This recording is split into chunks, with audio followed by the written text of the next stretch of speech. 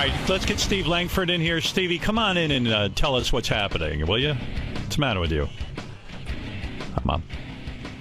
Steve Langford has a huge penis. Got anything for us from the Howard 100 newsroom? Homeless high pitch for the holidays. Eric apparently thrown out of his late mother's apartment, allegedly by his own sister and brother-in-law, just as near nuclear winter gripped New York right before Christmas. High pitch reportedly sleeping on Joey Boots' floor and now believed to be staying with Bob Levy. But Eric said to have spent many evenings sitting alone in the waiting room at Penn Station. High pitch finding himself homeless again right as he was ordered to carry out 6 days of community service on his credit card scam case. Eric reported to have been out shoveling snow dressed only in a sweatshirt, pants, and running shoes. Joey Boots has a floor? Yes, though he is now moving upstate as part of his rehab. Wow. So Eric can't crash there. Right. And then So Levy? where does he go? Oh, so he's at Levy's. Bob Levy. Reportedly. Yes. Wow. All right. Allegedly. All right, go ahead. Also today, Sal Governale doing a brilliant job hosting karaoke at the holiday party, but Sal panicking. He might get disinvited after dipping his Johnson into a glass of wine at the Howard TV lunch the day before. Sal begging his table mates not to let anyone know about the stunt, lest Howard reconsider having Sal at the holiday dinner. Wow. That was kept on the wraps. Yeah, I heard that he pulled down his And there he is. pants. And Yeah, there he goes. oh, my goodness. Right. Yeah, he sees something. How'd you like to get that glass? Oh. What else you got? Will the last one to watch the Jay Leno show please turn off the TV? NBC affiliates splattered in red ink as television viewers stampede away from the Leno show. One affiliate group exec declaring the handwriting is on the wall. Time magazine naming the Jay Leno show one of the top 10 worst TV shows of the year. Wow. What they did to him, huh? You know, they ought to move him to like mornings. Like go up like at like 10 o'clock in the morning. I was thinking about that. Like, what do you do with him now? He blew it. He should have gone to ABC or Fox, done an 11:30 show. He would have been a hero. Brought all the ratings over there. Now now he did this primetime show. It looks like a douchebag. Maybe put that show on in the morning. I don't even know that it would do well, but Nah. do it on something. Letterman was on originally in the morning, and they did not do well at all. Right. They had to pay him for like a couple of years until they could figure out, okay, let's put him on at night, and it worked. And then Conan's ratings are abominable. Just awful. Abysmal. You think they'll move him back into 11:30? I don't know. Why do it? Because he's been exposed. He sucks. Right. Yeah. Yeah, could he ever get the tarnish off at this point? Didn't Jay try to knock me by saying it was the worst move I ever made going to satellite? Right, yeah, I don't hear people talking about it anymore. Well, we don't hear people. The only things we hear about you is how badly you're doing. Yeah, right. We seem to be doing just fine. You know? Seems like Sirius wants us back. I don't know that NBC wants you, dude. Hey, got the green car. Green car. I'm going to change things up for prime time. You gotta earn your plug. You got to earn your plug. Ugh. What a douchebag. Good. So when is the show going to be off the air, Johnny? Do you know you hear anything? Any scuttlebutt? I haven't heard that it's going to be canceled, but my guess will be next fall you will not see the Jay Leno show at 10 o'clock. They're going to let this they'll make go it on? through the summer? I think it will go through the remainder of the spring. They have nothing to lose at this point. The cost has already been, they've already bought the time. But I think September, they come with a big splash with these new shows, because every other network has shows that are doing better this year, except NBC. They're the only one that's tanking. So I say he's gone by September, and I wouldn't be surprised if they give him the Tonight Show back. I mean, All right. Really? Well, Conan's doing so poorly. It's not like Letterman's ratings are so huge. Now, let me ask you something. It's that Conan lost 2 million, 3 million viewers. But Letterman has gone up, right? Yeah, the one Nightline is the one that's really been kicking ass through this whole thing. But Letterman's numbers are up. Kimmel's numbers are up a little bit too. That's right. But let me ask you something. Before Conan got the Tonight Show, there was that clause that if he didn't get it, they had to pay him a bunch of money? Correct. 40 million. Is that gone now? They could just fire him? That's a good question because they gave him the Tonight Show, so Yeah. I don't know. I mean, I'm sure he's got a pretty good deal there. If they send him sailing, they're going to have to take care of him. I think they should put Andy Richter back on the couch. I mean, I thought there was a nice little chemistry between those two when Conan originally. I don't know that would really turn things around, but it might help a little. Yeah, why do they have him standing in I sort don't of know. nowhere land? Put him on the couch and let him. He has a nice rapport with Conan. And I mean, and how much longer can Conan keep playing that card where he's like, I'm not like kind of like that self-effacing kind of like I'm a douche. You know what I mean? Where Conan goes like, no one likes me, no girls like me, the show's not funny. When he puts himself down. Yeah. How long is he going to keep doing that? I don't know. I mean, the show isn't bad in itself, but it's just so tarnished now. Yeah. I don't know if there's going to be like Leno needed that Hugh Grant to get his Tonight Show kickstarted. I don't know what would do it. Charlie Sheen, maybe? Maybe. Go Right. with him. He'd be good. Haynes likes him. Tiger Woods. Anyway, what else? Greg Fitzsimmons tonight, 7 Eastern, Howard 101. Greg's special guest, Mark McGrath. Stern Wow. News. Stern News, 877-H100-TIP or email howard100news at sirius-radio.com. All right. Thanks, Steve. Sounds like a good show tonight with Greg Fitzsimmons. Have to tune that in.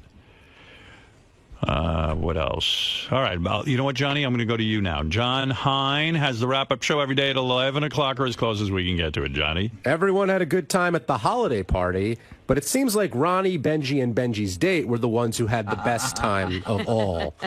You know who else? Brian Phalen. Brian Phalen had a pretty good time. He was way drunk. He was so drunk, I don't even know if this is true, and he has to confirm this.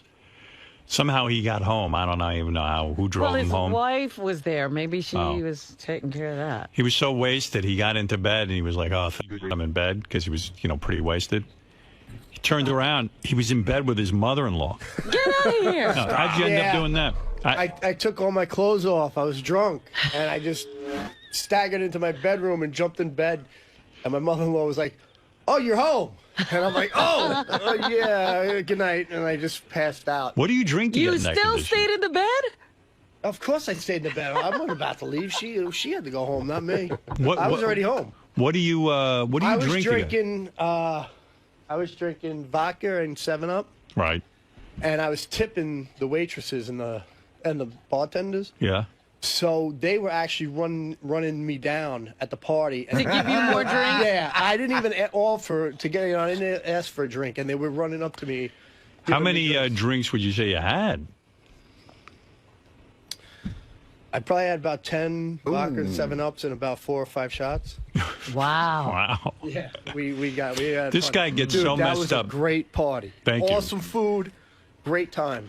By the way, this guy's so legendary.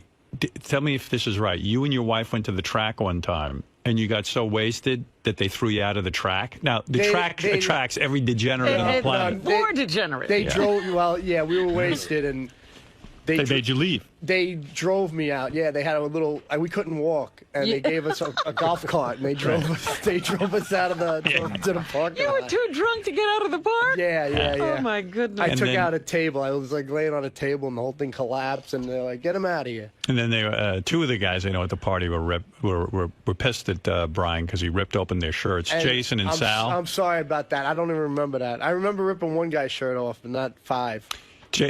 Jason, Jason said to me, "Look, I'm not a wealthy man, as we all know," and he goes, Every shirt counts. He goes, "I own like 2 or 3 shirts." Yeah. He With says, buttons. He says, "I own 3 Right. shirts. Now I own And 2." a collar.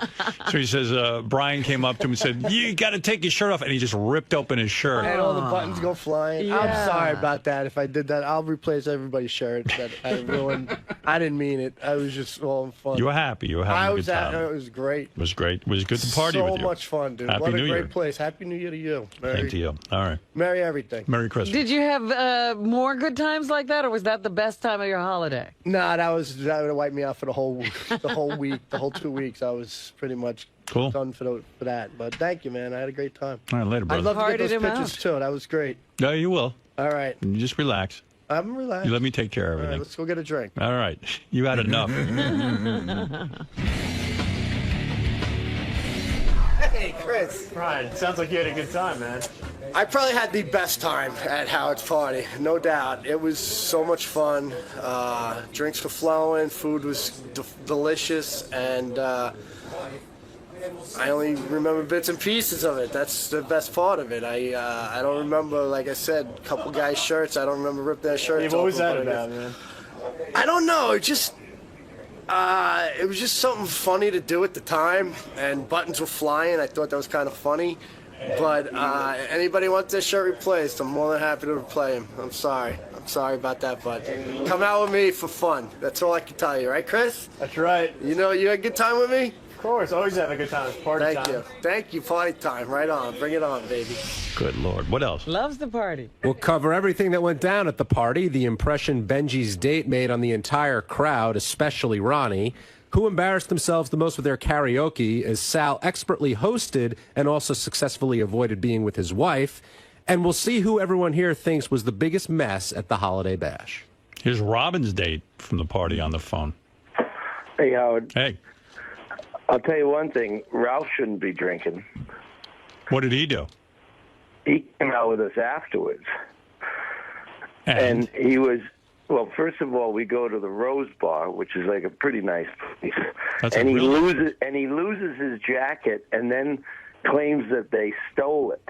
Yeah, he didn't remember where he put his jacket. Yeah, well, there you go. Accusing everybody of stealing his clothing. Yeah, he isn't well behaved when he drinks, quite frankly. It's a little annoying. Yeah, I had forgotten how bad he was. You're absolutely right.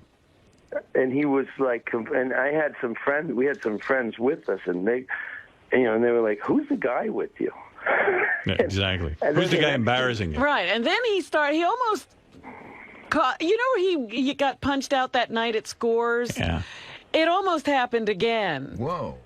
Because he started poking Brendan in the chest, and then he started punching him in the chest. He gets real physical with men when he gets drunk, and it's a little weird. So, I mean, he's to me, he's harmless, but it was kind of funny because. Yeah, but it also annoyed you. Well, I mean, you know what? But at least you knew who he was. He could have been doing that to a total stranger. Right, I'll and tell he you, has.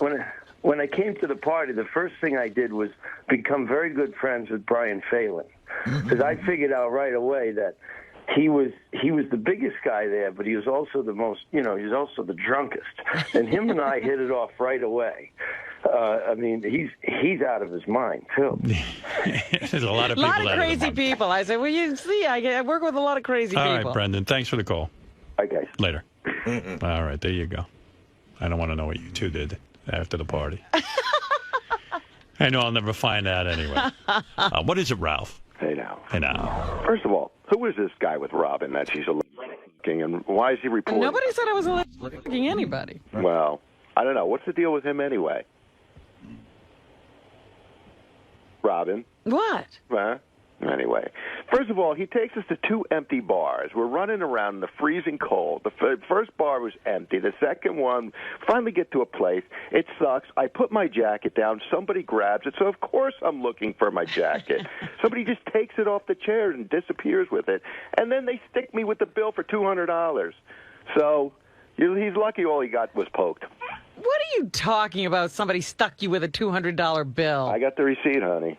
Well, how did you get a $200 bill? You left. You disappeared. All those little friends of his were busy drinking my alcohol. And when did you pay a bill? I didn't see you pay any bill. All right. Well, I'll give you the receipt, and you can pay me back. I'll pay you back. Good. Thank you. Why can't he pick up the tab? I didn't see him pay any bill, Howard. First of all, I didn't see a bill. Right. So yeah, because I paid it. Well, what? Did you go up to the bar and get it? You volunteered? No. The girl pulled me aside. She goes, "Is anybody paying for all this?" I go, "Well, I guess I am now." Oh, that's ridiculous. You could have come back to the table and said, "Hey, we got a bill." Well, what am I going to do? Trying to be a nice guy, and then this guy... Well, then, so why did you... Right. Why didn't you just say to her that there's a bill we need to divvy up? Yeah, that's right. I paid it. Yeah, but you paid it, but now you're being now all belligerent. You're begrudging everybody because you decided to pay the bill. No, because this guy calls in, and it's like people are stealing and saying that. You were punching him in the chest. Oh. Ralph, that's what you do, dude. You do. You get drunk and you start hitting people. And you want to know something? You really should go to a meeting. I mean, I'm serious. I heard, he What told me, obnoxious didn't drunk. he get sick over New Year's or something? I don't even want to talk about Really? it. No. We're done with that. Oh, my God. Come on. You got to tell me No. what We're done. happened. We're no, done because you know again. what? It's not. No, not again. Done. No, because you know what? Come It's not on, a joke you got to to me. tell us what happened then. No, I don't. No, I don't. I'm What? done. I'm done. D-O-N-E, as in finished. You can't even tell us what happened? No. I'm too upset about it. Wow. Will you ever tell us? No. No, I won't, because I'm really upset about it. Wow, Ralph. I don't know why you're calling in. Well, you can call in. He's still a friend. No, I'm just but it's saying, this is not a- He really needs to go to a meeting. I'm just saying he's calling in to defend himself. This isn't a good defense. It's an awful defense. You need to go to a meeting. I quit drinking. I'm Yeah, clean and- you want to know something? A good idea. I'm clean and sober 3 days. Excellent. 3 whole days. No, hey. Hey, it's a start. It's a start. You guys start somewhere. Honestly, Ralph, you got a real issue. I don't know. Sometimes the booze just catches up with me. Yeah. All right. We done? Yeah, I think. Thank you. Bye. Wow. Thank you. All right. Yucko, hey, you're on the air. Hey, Happy New Year. Happy New Year, Yucko. Hey, I don't want to pile on Ralph like most guys do, but I went up to a strip club with him. It was the Christmas party, and he got wasted, and he started eating like chicken fingers and like stuff off another guy's plate. The guy almost kicked his ass, and I'm laughing, and I almost get kicked out of the strip club. Yeah, I'm telling you, his behavior is odd when he drinks. Howard, you gotta tell us what happened, dude. We gotta know. It's all right. I can't believe Happy you're New holding Year. back. Yeah, I'm holding back on purpose because It was that bad? I'm that aggravated. Oh, yeah. you're that aggravated. Yeah. And, I'm trying to make a point to Ralph and say, you know what, it was out of line. It's You not don't want it to become a joke on the Yeah, air? I don't want it to be a joke. Hey, Howard, did you know his parents named him after Ralph Cramden from the Honeymooners? Really? Because he likes things crammed in his ass. All right, Yucko, thank you. Very good, Yucko. Way to start off the new year. Gary, what do you think Ralph did to piss Howard off? I would have to guess that, well, the last time he pissed Howard off, it was something that happened at the house. That's my guess. It's something that happened at the house. And last time Ralph threw up. So it sounded like they were hinting that Ralph might have thrown up again. Although Scott DePace thought he might have shit his pants. Like, Scott DePace went to a place I didn't even think of. But I'm going to guess that Ralph got sick again. He either got sick again or he got so drunk that he might have broken something. But whatever it is, he clearly drank too much and did something to piss off Howard and Beth. I don't know. Sounds like he puked somewhere or something all over again. I don't know. I think Ralph might have tried to suck Howard's cock. Because Howard sounded pretty upset, and I don't think Howard would like it if somebody tried to suck his cock. I mean, would you like it if Ralph tried to suck your cock? No, I'd be mad too. I think that's why Howard's mad. I mean, I can't say for sure, but that's just my guess. You know, Ralph grabbed his pants, ripped open the zipper. Howard was already mad because he ripped his pants. Then Ralph, jerked the pants down. Howard's trying to get away. Howard's doing everything he can to get away, but Ralph's a pretty strong guy. He's young and he works out and goes to the gym and stuff. And then Ralph, he reaches in, rips the underwear off, and I think Howard wears like designer underwear, so he's probably pissed about that too. And then to make it all worse, Ralph he pushes Howard's balls out of the way and grabs his cock and just starts trying to go to town. And Howard just was not into it, and I think it upset him. I don't know, maybe you hit the bed. You think that's what happened? It's possible. Just got wasted again? This time, instead of throwing up, he hit the bed. He'd probably get drunk and throw up somewhere, or maybe on his lap or on his wife or something, Or maybe he hit on Beth, Maybe he tried to give it a little bangy in the wrong spot. Sounds like Ralph. I know Ralph doesn't have the greatest track record when he goes out to Howard's place. My guess would be it would involve drinking too much and either vomiting in some type of appliance or maybe just annoying someone there in a way that he shouldn't have. But yeah, when Ralph gets drunk, he likes to have a good time, and sometimes he invades others' personal space. So who knows what he did, but if Howard's not talking about it on the air, you know he's genuinely pissed off.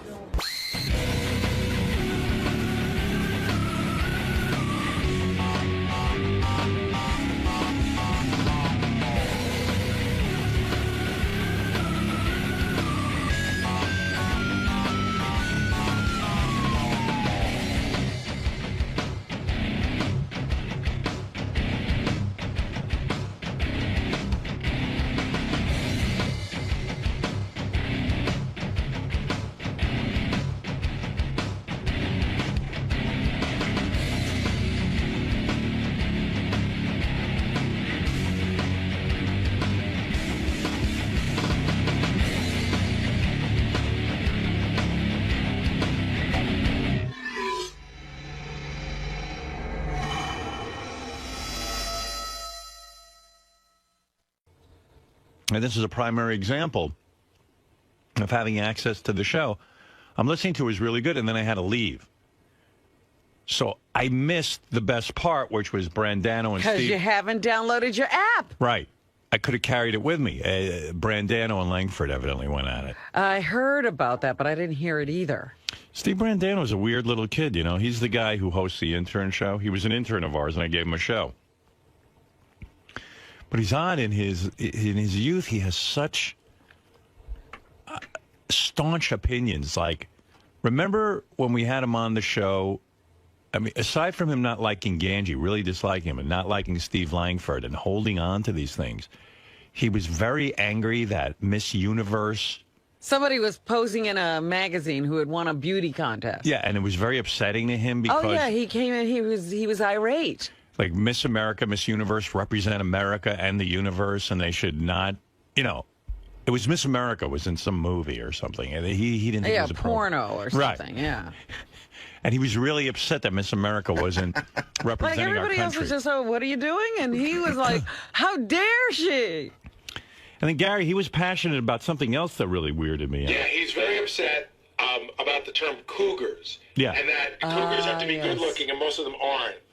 He was upset that, like, young guys like him go to bars, and now there's these cougars and stalking him. But it turned out nobody was stalking him. No one. And cougars come in there, and these ugly women come in, and they consider themselves cougars now, and they hit on him, and it's disgusting. And I mean, who cares? I mean, nobody was hitting on him. He just was disgusted anyway. And they're filling up the bars because now they're all into this cougar thing, but they don't realize they're not good looking. He's going to look for young girls, and it's filled with cougars. It's a weird little dude, that Steve Brandano. Don't know quite what to do with him. Well, I heard the strangest thing about that whole argument with Steve Langford, and I don't know if it's true. He said he didn't want Langford to interview his girlfriend, and he finally had to start doing drugs to stop him. Yeah, I heard that too. But the whole thing was odd. I'll play a little bit of it if you missed it. This is Steve Langford and Steve Brandano going at it. Right after we had just done the Mike Ganji, Steve Brandano argument, it was just like another one. Brandano making his mark on the show. Suddenly, he's an A guest. If I wanted to cover the holiday party, and I just spent the whole time badgering your wife, who has nothing to do with the holiday party at all, just someone that's attending, you would think that's okay to do?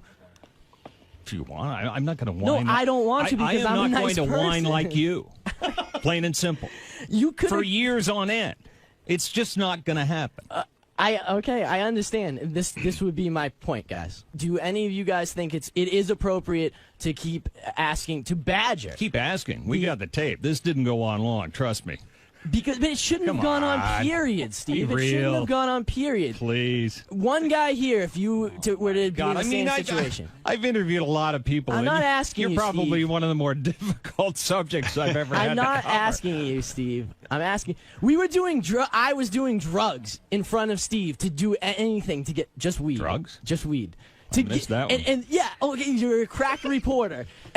You know, I mean, Jesus. In terms of media management, I might suggest you watch Gary Dell'Abate and see how Steve, he shut up. This Shut is the a guy up, who Steve. knows how to deal with a Steve, reporter. Okay, shut he doesn't up. freak out constantly. He calms down. He listens. He talks to you. I just thought that was an odd way to get Steve not to interview his girlfriend, to start doing drugs in front of him. Yeah, anything. He went out and murdered someone. In the email, it said, if I worked with Steve the intern, I would have punched him in the fucking throat by now. Little jack-off loud talker. This one says, fire that crybaby little fuckhead. His show sucks, and he's a crying little whore. Every time I hear him, I want to punch him in the face, and I will go down there and do it if you have me down there. I hate New York, and I would go down there just to punch him. You cunt lips. Wow. Yeah. Pretty angry stuff. Yeah, it went on forever. Steve Brandano is right to be upset. I'd probably be more over it at this point than you are. That's my So it's a point. little I'm bit not of both. saying you don't have I the get right. it, but I'm not going to be over it. I mean, that. How can you? I don't understand that. I mean, I don't know. If someone called Robin the N-word, I wouldn't get over that either. Hold on. Yeah, what he did was way worse. After that Worse. incident. Really? After that, stop a second. Whoa. After that one incident. I've avoided I'm him. just saying. No. We've done some nice stories together. What? We have. I'm picking up some calls. You know guys. I don't even know, Gary. I don't even know. He's a maniac. I'm frightened of him. I honestly Come am. on. No amnesia here. Anyway, it went on and on and on. I mean, it was good. I love fighting, you know, so I love tuning in to hearing Well, fight. he's your guy. He's my guy. He loves it. What is it, JD? I love Steve, but yesterday, like after a wrap up, he was yelling at Gary and me and John Hein kind of for like not backing him up enough on wrap up. It was really weird. I didn't know. Well, what Steve? What is it that Steve was going to ask your girlfriend about? That's so touchy. Nothing. She was a teacher. I mean, I don't. Yeah. And we've you gone said- over this a that's million right. times. Well, no one remembers because Yeah, no, one I cares understand. I'm except sorry. You. Yeah, But fine. you were dating a teacher, and the teacher didn't want to be on the air. Yeah, and she you didn't said have to him, anything listen, to do she's with a teacher. You said to him, she's a teacher. She can't be on the air. Right. Oh, I see. And she was just there in the bar when we were before we went to the I'll concert. back you up on that one. I You think did you're right. then, and thank you. I think you're right. And you know what? That's all I wanted to hear from any of these guys in the wrap-up show that all think I'm right, but they leave me out to dry there. Shuli's being like, 'Cause oh, they're you're so pussies. angry. All right, well, that's why JD afterwards I said that to him. Because they all come up to me back after the show and is like, you know, oh, yeah, Langford's crazy. He sounded No. crazy. Well, I didn't necessarily. I wasn't there, so I don't know the full deal. I can't, and I'm not looking to make fights or pick fights with anyone. And I accidentally played devil's advocate yesterday and asked, you know, maybe Steve was Langford was inquiring, talking to the girlfriend because. So great. You know who was there? Jason was there that night. Uh-huh. So Jason comes in. This is the greatest show. That's that's why I had that's why I need the app so I can listen. Jason comes in to tell you what really happened between what the happened? Steves. That's irrelevant. Jason comes in. So then Shuli comes in to defend Steve Langford because Shuli's part of the news department.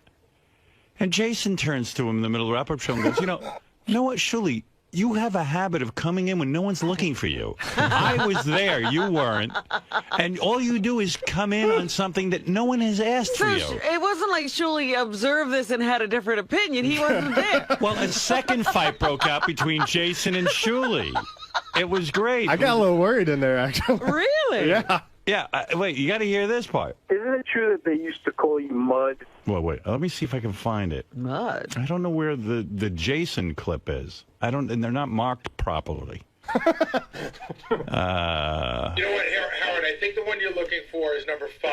Oh, okay, that's what I was playing. Isn't it true that they used to call you Mud, your nickname? Absolutely. When I worked on the West Coast, my buddies used to call me Mud. Why?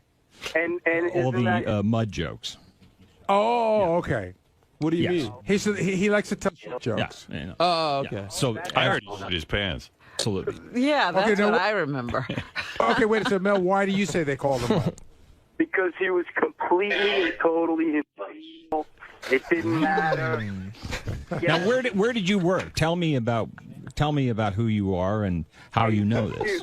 Steve, you know it's true. No, but I'm trying to ascertain whether you... There's one way to find out this is true. Can I call your wife and ask her if you're into anal? Well, wait a second. How do you know that that's what that means? Well, it is a story. How do you know Steve's not into receiving anal? Whoa. We don't know. I have to investigate Let's this. be Can I call accurate your for wife and ask her if you change. do anal? No, there's no... Why? anal. Why can I'm calling your wife this In afternoon? terms of and asking if you do anal. jokes, constantly. Why can't we know if you do Constantly. anal? I want to call your wife and find out if you do anal. You can Are you telling me not to investigate. call your wife? No, you can do Okay, what you I'm want. calling Just but the I can cost her tell at the you, Christmas party, Jason. lest you waste your time. No, I'm going to call and ask her. Are you saying there's no story here? That's what it sounds like to me. I will never say that. This ain't the one with Shuley. I was trying to tell you, it's a wrong one. Oh, thank you. It's John thinks it's number 4. Oh, well, oh, great. Anyway, so here, Everybody thinks it's a different number. no one knows. That's the scary part around here.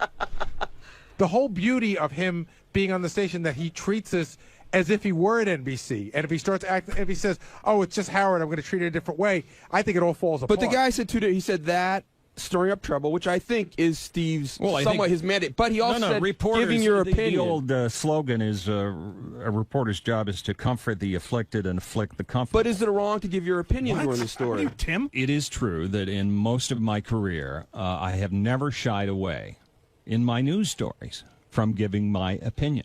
That is absolutely true. Guilty. Which is why you're on opinion shows, like Hard Copy, and not at NBC.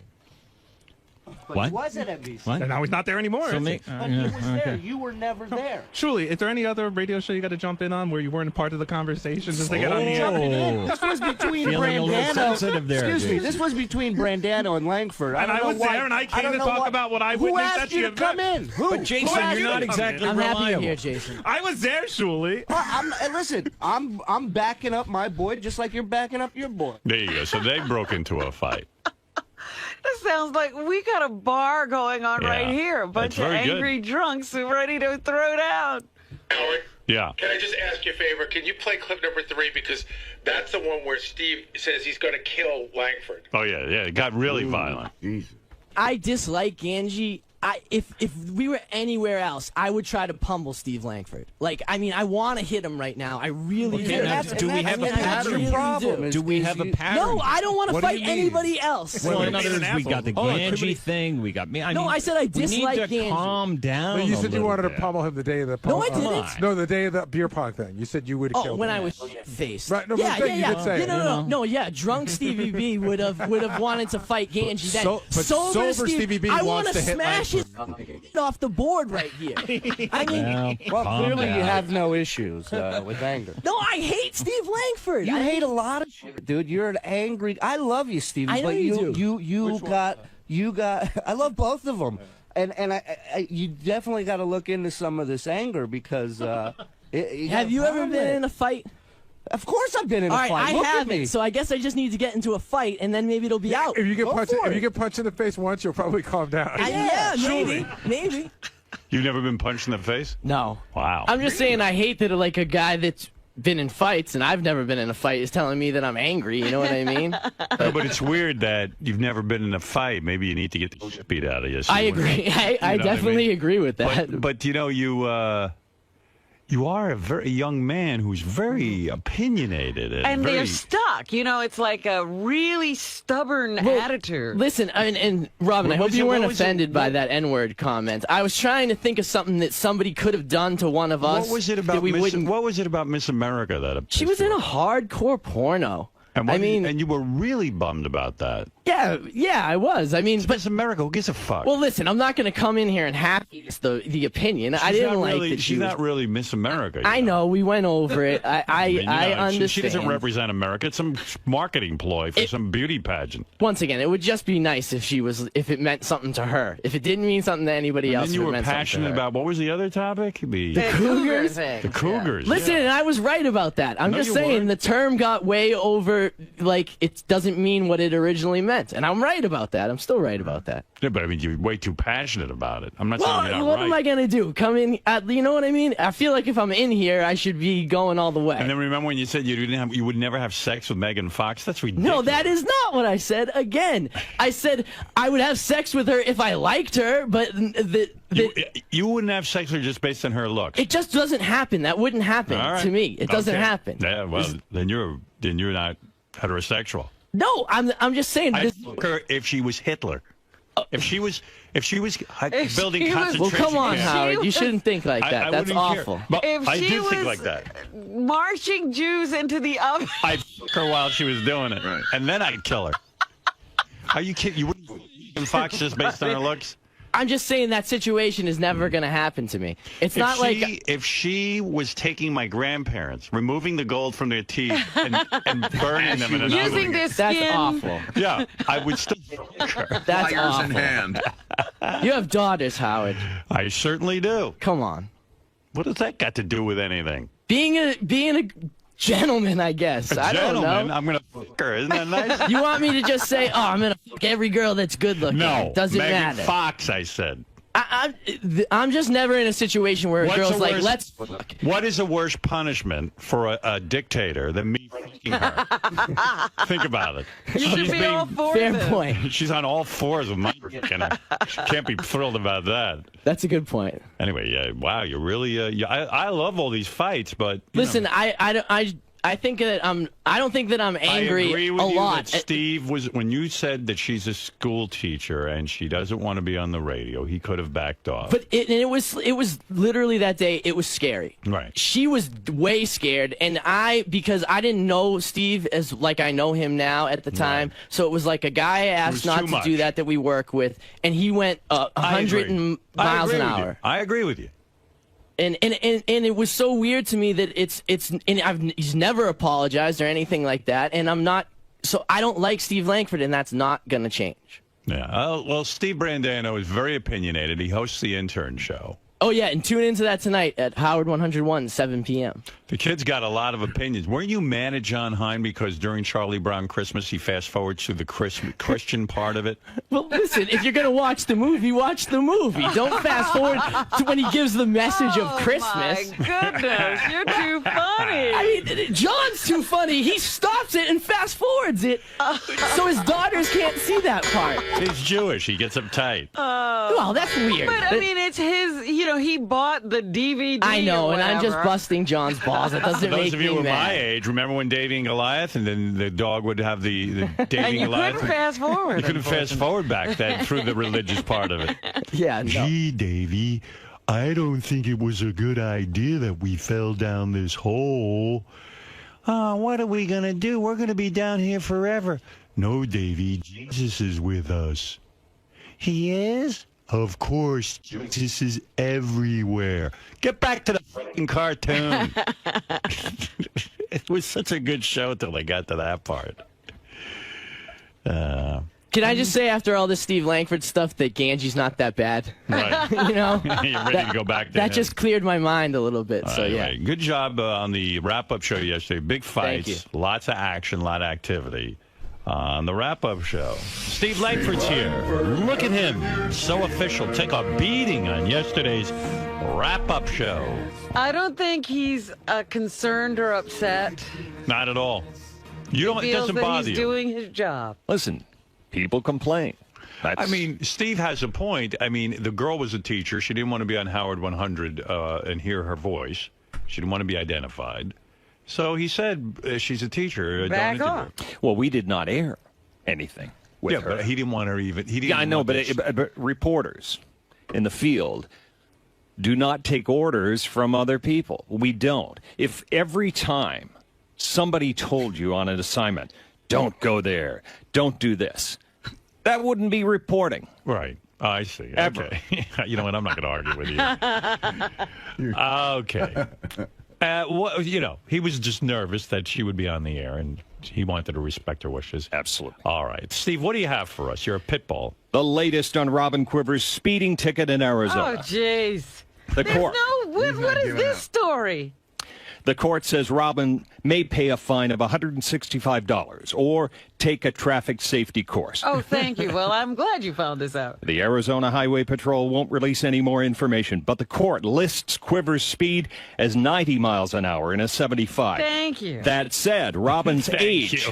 That said, Robin's age, according to the court, is 53 years old, which is incorrect. Well, I didn't tell them that. The guy took my license. What was I supposed to do? You claimed yesterday 96 miles an hour. 97, Steve. according to our tipster. So you were wrong. Now, We don't know what speed she was actually doing. We have asked Robin repeatedly, what did the cop say to you? And she's not telling us. The information also about her age on this is incorrect. I gave him my 5 years off. license. I didn't tell him my age. 5 years. I didn't. You know he's an asshole. I'm with Steve Brandano. Why? I don't give my age to the cop. He takes my driver's license. More and he incorrect fills information. out the form. What have I got to do with that? Is it possible there was a typo? Absolutely. I think Robin might have been born, and I don't want to say, I'll say it anyway, 1952. Yes. If you look at 1952 and 1957, could that not be an error? Absolutely. So why don't you include that in your report? Oh, please. Go ahead. Yes. All right. What else is in the news? I'm getting Fred, Fred. he carries on like that's a big deal. No, because the whole What thing else has he he's got? trying to make Fred's like, still upset about the report we did on him a few years ago. He's a little bit like Steve Brandano. He's trying to make it look like Robin's These guys lying. who never get over stories. I don't feel he's trying to make a lie. Stick to the topic, Steve. That's why I'm screaming. He makes it sound like I'm giving. And she's false not. No, I didn't say that. Yes, I'm she saying did. the information they You're have inferring appears very to be strongly. appears to Appears to be be faulty. incorrect. Right. I mean, It sounds in, like he's in saying- perhaps a couple of cases. No, He's saying that's he's not what you're correcting doing. himself. I don't know what That's he's not what he's All right, doing. listen, I don't even know what Fred is saying. I just want to move on. Go ahead. The ticket says I was going 90. Now he disputes How that. fast were you going? Whatever the ticket Ah, says. there we go. All right.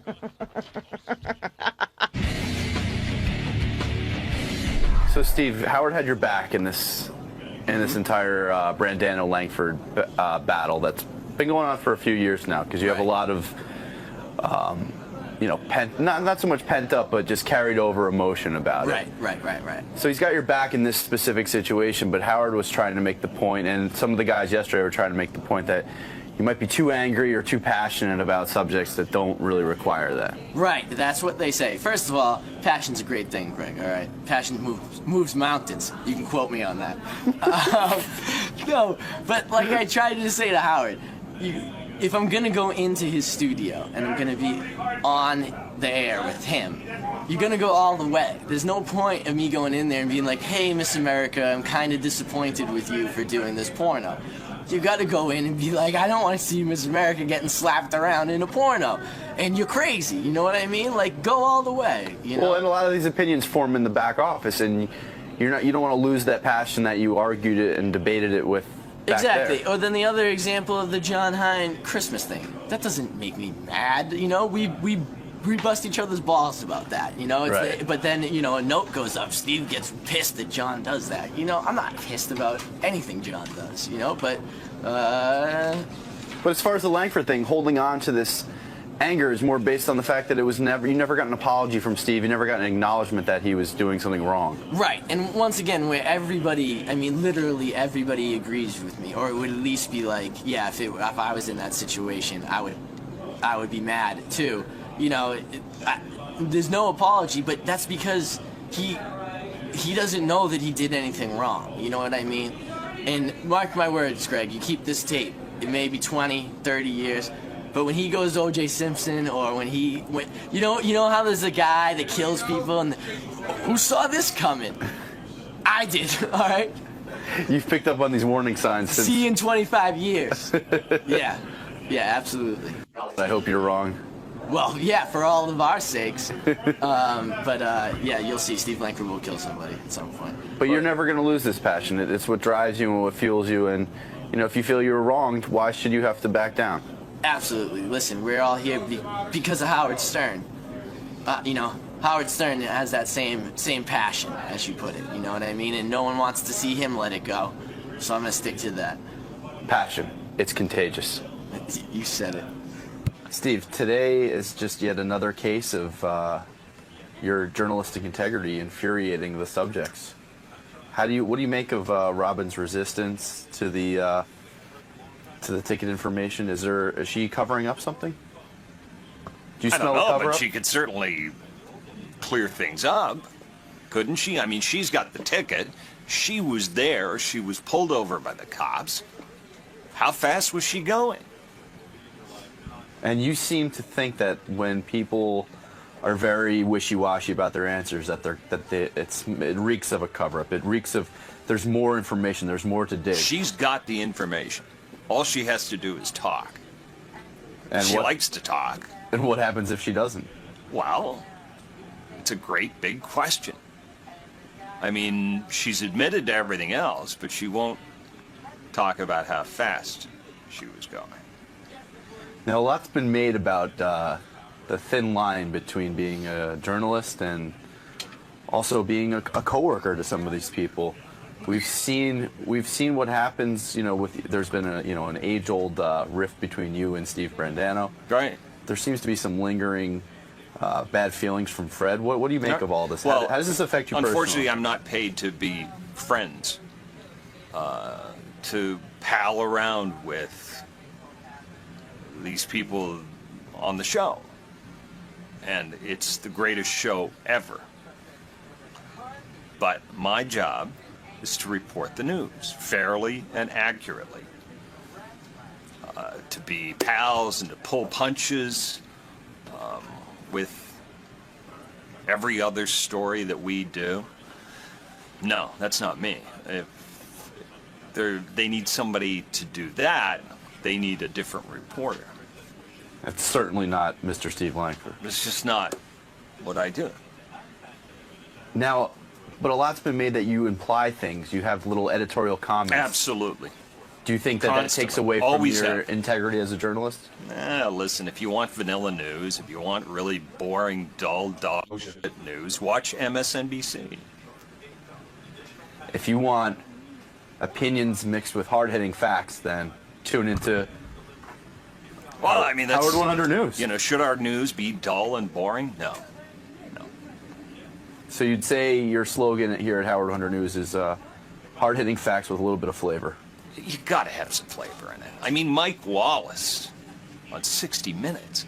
I mean, that guy, one of the greatest broadcasts of all time in a really hard-hitting news program. Still, it had that Mike Wallace punch. It had that Mike Wallace twist. It was great.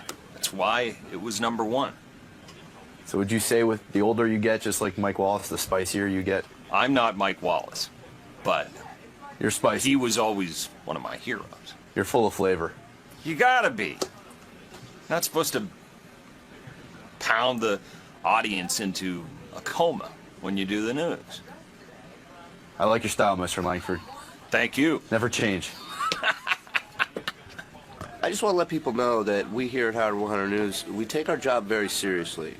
Some people think it's a joking kind of news program where, people are just walking around, we're here having a good time. And that's not the case. We take our news very passionately. We get every side of the story, every angle. And like Steve said, we're not here to make friends. We're here to do our job, which is the news. And if anyone thinks Steve is normal, just take a look at his desk. That's not a normal desk. Certainly isn't. I like your integrity too. Thank Truly. you. Keep it up. Thank you. Thumbs up all the way. Let's Really. do this. Keep it up, man. Cross our fingers. Silent prayer. Let's get this one. All right. I'm not exactly sure what Steve's reporting style is. Whatever it is seems to work for him. I find some of his techniques somewhat questionable. I respect him for what he does, but I think there are times when Steve takes some major leaps in how he presents something. And all I was really trying to point out was Robin was, and I think the inference was there. I mean, you'd have to ask Steve, in all fairness, ask him if this is what he was trying to do. But it appeared to me that he was trying to make some major leaps and infer that Robin was somehow being dishonest with her age. And 1952, 1957, cops writing information down on a ticket. I mean, they might write it down. 2 could look like a 7. So that's all I was trying to point out. And then Steve tried to turn it into something else, which I wasn't even going there. All I wanted to do was point out, look, it could have been a mistake. That's it. I don't think Robin's a dishonest person. Right, and he tends to cling to his that's his role. He's a journalist. He has to dig. But you're saying sometimes he he works his own opinion into things, stretches the truth. Yeah, I think, no, digging is fine. Digging is great. If you're going to tell the truth, tell the whole truth and nothing but the truth. That's really what it all comes down to. Again, that's something you got to figure out what Steve's philosophy is, because it's just how it appears to me. That's my opinion. This isn't a fact, and nor should anybody take it as that. But that's been brought up a lot. A lot of people get annoyed with Steve, and Steve tends to cling to the premise that, hey, well, when I do my job, I'm not here to make friends. But he's able to sort of sidestep some of the issues you've brought up, such as... Yeah, well, there you go. I wish we had another Steve Langford who sick on Steve. That would be nice, wouldn't it? So, Robin, with this whole speeding ticket, shall we say, issue? Yeah. What about Steve Langford's investigative journalism really gets under your skin? Like, what really bothers you about it? It's the bizarre way he makes something out of nothing. And he tends to believe that because you don't have an exact answer for him, then that means he has to do more digging or more probing. No, it's just he gets this quote-unquote source. I don't know who this source is. I don't know how credible the source is. But because it's his source, all of a sudden the credibility is off the charts. And you don't know who it is, so you have no idea how credible it is. But Steve acts as if he's hearing this from the mouth of God. And so he says, well, our tipster said, as if that's got to be the gospel. He reads the ticket. The ticket says one thing, the tipster says another thing, but Robin won't tell us how fast she was going. Maybe, I don't know. That could happen. Maybe you haven't glanced at the ticket. Maybe there was a typo. Like he mentioned your age as if you were lying about, you know, he's right. Yeah, and I'm like, the guy didn't ask me my age. I gave him my driver's license. If he wrote it wrong, that's not my problem. But he acts as if there's a conspiracy under every line of every input on every document. I mean, it just drives me nuts sometimes. And he seems to rest on the premise that he is such a complete journalist, yet he doesn't reveal his sources. He's a complete idiot. Is what he is. These stories are ridiculous. So does this carry over to other things that he reports on? Do you just take it with a grain of salt? There was, when I came back from Guatemala, he was trying to make me responsible for, you know, people being ripped off in the third world for microloans. I was like, I don't give out microloans. You know, I went down there to observe some things. I'm not involved in any organization. I don't oversee anything. And yet, now he was trying to make me responsible. He's a very strange man. And do you think he deserves all the credit? I mean, he's known as the heart and soul of the Howard 100 News team. But yeah, you're and that'll saying... tell you something. So you think he's sort of the buffoon? Well, I mean, really, what news are we covering? Covering a ticket, a speeding ticket. Leadfoot. 97. That guy should talk about driving. That's what Steve said. 97 and it's 75. Meanwhile, who knew there was speed limit 75 in the United States? Well, if you got out of New York, you might know something. I get out of New York a lot. Well, obviously, it's only to Vegas. Okay. All right, calm down. Take it easy. That's not true. There's ricks all over. Take it easy. So you're not gonna let this affect you on the road or anything? That Steve is in he's not in your bed or he's Hold not. on, can I interrupt this? I think you already have. No. What kind of car were you driving? Seriously. It was an SUV. What kind? I don't know. It's like a Chevy. Okay. She couldn't have been doing 97. Thank you. You know why? Because I have a Yukon Denali, which is the same truck. Cadillac chassis. At 95 on that truck, it breaks down to 5 cylinders. It won't let you do more than 95. Thank you. It's almost like a governor. So there, I'm going to go fight the ticket. Yeah, go fight Langford now. There's the real investigative journalist. Now there's an expert. There you go. Did Langford interview him? No. He has some crazy tipster who says I was going 97 and now that's the gospel. And if you ever get caught up in any type of strip club controversy, he's your man to go to also. As well, yes. If I have any questions about strip clubs or need any information that has to do with strippers, you go to Ronnie. Fast cars and fast women. Who needs Langford? Thank you, Rob. Yes, thank you. Drive safely, please. I do drive safely. That's why I object to every ticket I get. I'm always driving safely. Just because other people can't drive that fast is not my problem. Yeah, you're semi-pro. Hey, Brian. Yeah, what's up? Beth's throwing Howard a surprise party. Do me a favor. Don't tell Sal. Okay. Yeah, don't tell Sal. I get it. Don't tell Sal. Don't tell Sal. Don't tell Sal. Don't invite Sal. How many times you gonna tell me? I got it. Why do I tell Sal? Best on a surprise party for Howard. Don't tell Sal. All right, bye. Dude, I'm right here. I just heard every word you just said. What did I say? I didn't say anything.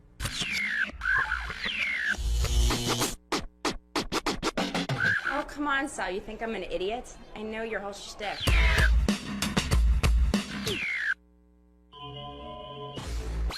Parody Man to explain to Artie why he doesn't have his money yet.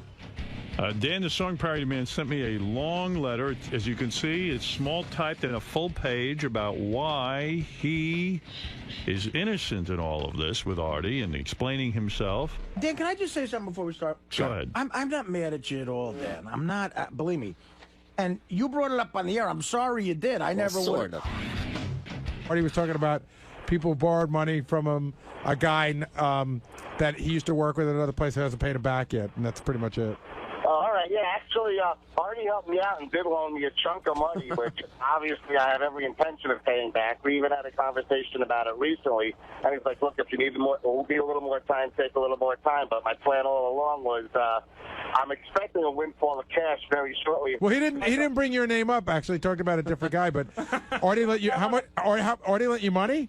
Yeah, Artie helped me out when I was moving back from Vegas, and I had a lot of debt that kind of accumulated back here, and he just basically helped me out. My other plan was, if I don't have the money to pay him back, I just sell my Harley. I put my Harley on Craigslist. It's gone in a week, and he gets it. I desperately needed money, and I was talking to him, and I mentioned it, and he made the offer. I said, dude, I'm dying out here right now, and I asked him to lend me money just like many people have asked me, and I've lent them in the past. And believe me, I have every intention of paying How long back. ago was that, Dan? Yeah, how long ago? How long ago? It was in March.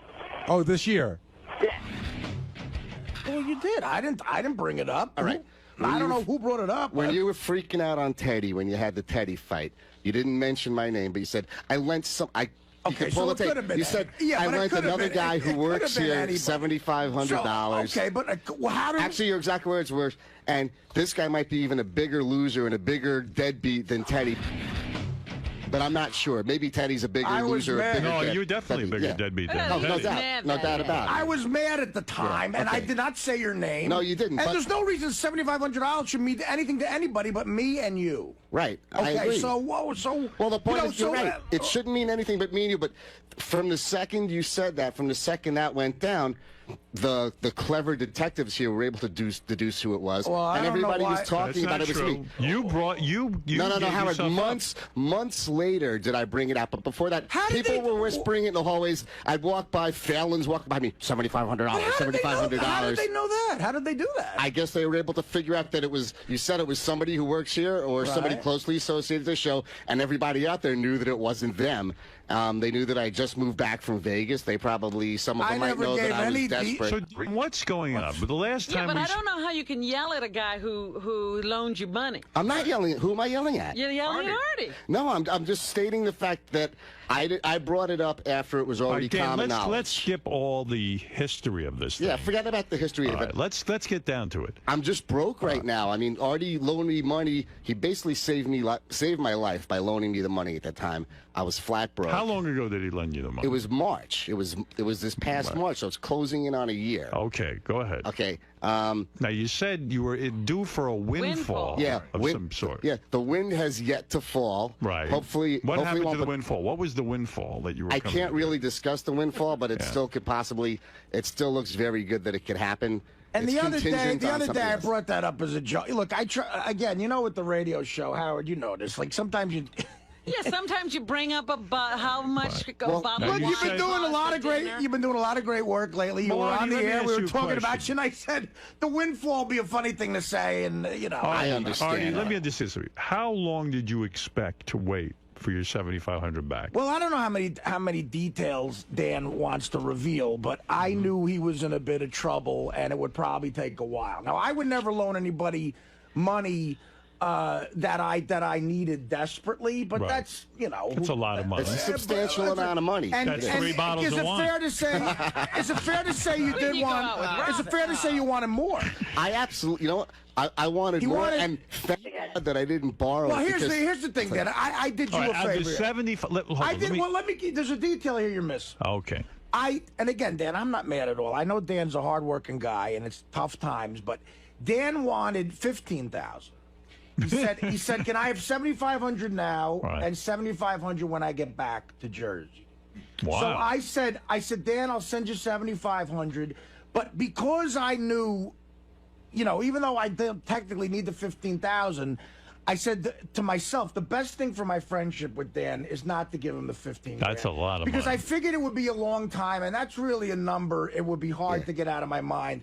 So I just let it drop, and Dan was nice enough to let it drop. So we left it at $7,500. You've been able to live on the $7,500. Why did you need an additional $7,500? Okay, my genius plan was out when I moved back from Vegas. I was going to get my sound system business started up again, where I do the PA systems, I do bands and stuff like that. What I was going to do is I was going to gear up. I was going to get an additional van. I was going to hire another guy. I was going to be able to do run jobs simultaneously. I thought that money would enable me to pay him back faster. My plan was the money. Do you have any family that can lend you money? I was the guy in the family that loaned everybody else money when I had it. I was the go-to guy. He's got a nice daughter who I've met. It's like I'm not the $15,000 would have annoyed me so much to where I might have said something. Well, wait a second. So I just left it at what it was. But just the to let you know, $7,500. So you never got your business going. Why didn't you just return the money to Artie then? No, the money was to get me.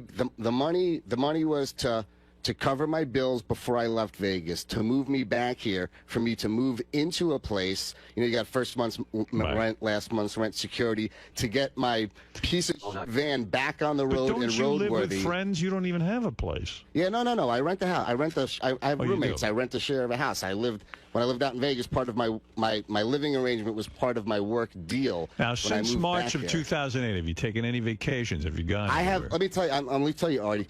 I have not afforded myself a single fucking luxury. I live as frugally as possible.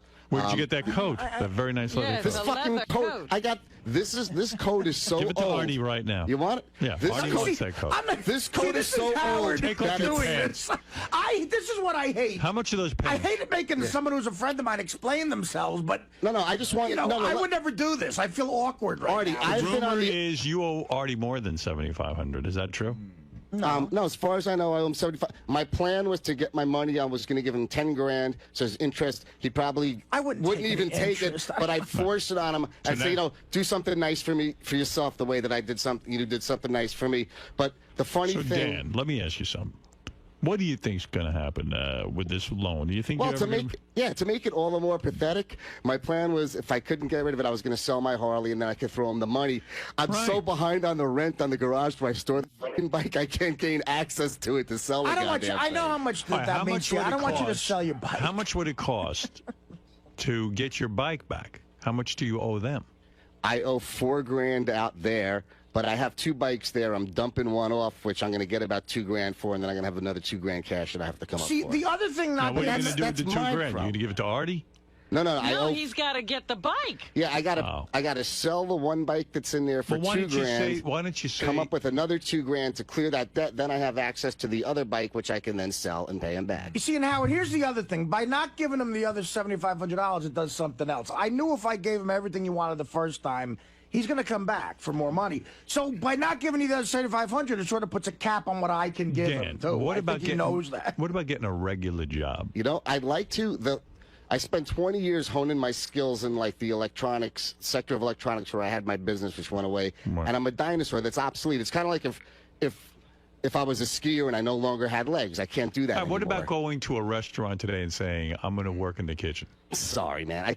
For the amount of money I could, the amount of money that I would make on a menial job like that would hinder me from being able to make the small amount of money I need to get by between child support, monthly living expenses, which is really it. You know, I have a certain number I have to make. What about you go down to the sanitation department right now? Like, I know King of All Blacks makes about 40, 50 grand a year. Because he's vested, because he's got tenure, because he's been in there forever. So why not start? I'm 45 years old, man. Too old for that? I'm too old for that. I mean, I can't. If I could start at the bottom, I mean, an entry-level job where you don't have skills. What about working at a motorcycle shop? What about that? What about you? I don't have the skills to work on other people's bikes. What about a salesman at a store that sells motorcycles? You could sell knives, you know. All yeah. I have knives. I could use them too, but. No, you know what? Sell your hair to a Chinese wig company. That's not. I'll tell you, I've considered it, and people aren't buying hair anymore. The economy shit. People aren't buying bikes. We've heard all sorts of rumors about now that everybody's talking about this. I know. I mean, first of all, I don't know how the gossip around here is crazy. It's all over the place. And so I got to ask both you guys a question. Is it true that one of the ways Dan got the money from you was that he called Artie and he was crying that he wasn't going to be able to see his daughter and he needed the money for airfare to come back? That's one of the rumors. He that's wasn't going around. crying, no. You know, now he how really can wanted to get back. Now, how can these rumors be completely fabricated? If me and Artie are the only ones that had this conversation, everything else is just total fabrication. Although I read your letter. Yeah. And I have to admit, something didn't ring true about it. Tell me what didn't ring true. If you don't mind me saying. You describe that since this has come up on the radio, and Steve Langford's been reporting on this. Let me cut you off on that. Hold on, let me finish. Can you just refer to him as the scumbag piece of shit and not the name? Because the name makes me want to make my blood boil. All right, scumbag piece of shit. I don't feel that way about Steve. You know, all your life, you've criticized people in the media who have misquoted you, who have written articles. You've accused them of yellow journalism. You've done prayers to Jesus, wishing cancers to spread through their body and die them so that you could piss on their grave and laugh at their rotting corpse. What is Steve said wrong? There is a loan here. There's a debt to be paid. The point is, it's between myself and Artie. Yes, but you brought it up on the air, and then Steve is put in the awkward position of having to cover it. Yeah, but you know what? He called me, and I said, Steve. "Yeah, Dad, walk fast past me, fucking piece of shit." Well, wait a second. You're taking it out on Steve. No. Don't do anything stupid. No. Just stop and let me speak. Steve called me. I said, "Please do not run a story on this. When it's a fleeting mention on the show, it's one thing. If you repeat it in the news over and over again, then word can possibly get back to my daughter. She'll get teased. She'll get antagonized at school." I said, the point. No, Howard. The point is, I said to him, "Please do not run the story. I'm appealing to you as a father and as a fellow human being. But wait, do not run the story." And everything I'm saying to you is well. But Dan, you use the kid card. Whether I use who knows who Dan the song? Your kid doesn't go to school and get teased by the other kids because her dad is Dan the song parody. I mean, no. She gets teased by other kids because some of the kids at school do know that I work here and people hear it. They know you're Dan the song parody man, and they listen to Howard 100 News. They knew you didn't pay back Artie?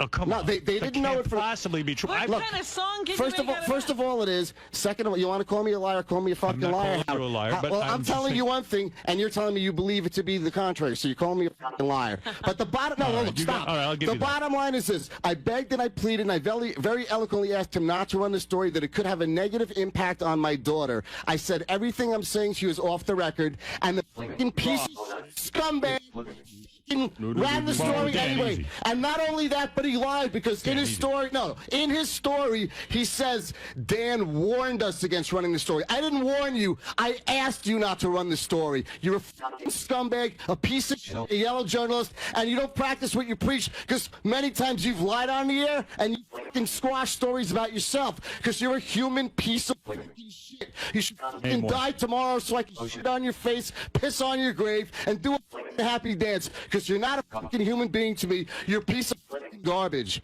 And you better walk past me fucking fast when you walk past me. Don't make threats. Don't make threats. I'm not making threats. I'm just recommending the pace that he should walk at. What does that mean? Because I don't want to fucking near me because my skin crawls when he's near me. So it would be a favor to me the same way as I asked you nicely before not to run the fucking story. It's a favor to me because you make me fucking sick. The sight of you, the thought of you. Let's talk about the lie of fucking Langford. Funny stuff. First of all, what a moron. This fucking guy is embarrassed and tries to squash a story. He hates the fact that he has a reputation for having a big cock. He should hate having a reputation for being a big cock.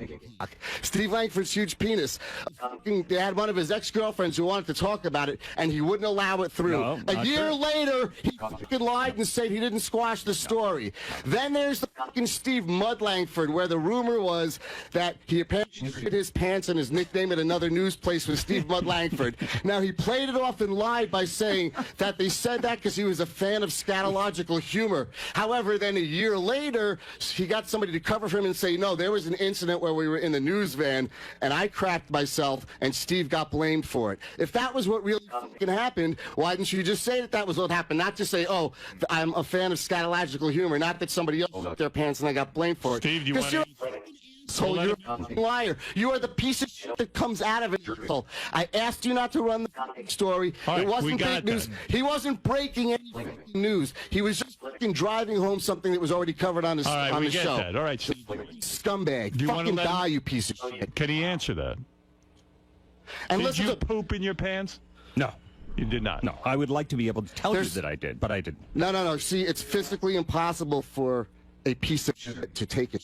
Either you can take it or you are the shit. Want to respond to the charges? Well, it's interesting. Dan says clearly that he wants to bury the story. Why is he on this radio show right now? Because you've already fucking blown it. It's been on the air. No, this was and he's already... That's not... No. Why don't you fucking address the fact that we had a conversation, I told you Yes, not, asked you not to absolutely. run the story. Right, but I don't take requests. Did I warn you not to When I run... covered the news... Did I ask you to want not me run the answer this story, or did I warn you to run the story? News, we because don't in your take news story, requests. you said, We Dan the cover Song the Parody Man news. warns us. Dan the Song Parody Man cautions us. Did I ever warn you or caution you, or did I ask you? Because saying I warned or cautioned, which sounds like I threatened you, makes for a better story when you don't have a fucking story. Let's when go with it. All That right. tries to blow things out of proportions. All right. Well, we're not getting anywhere. There's so many Fucking robot. He makes inaccuracies. fucking, Again, he makes 𝗵𝗲 seem fucking animated. It's like if they took a fucking robot But you're mad and, at the guy. and cloned it with a piece of shit. You'd have fucking Steve Langford.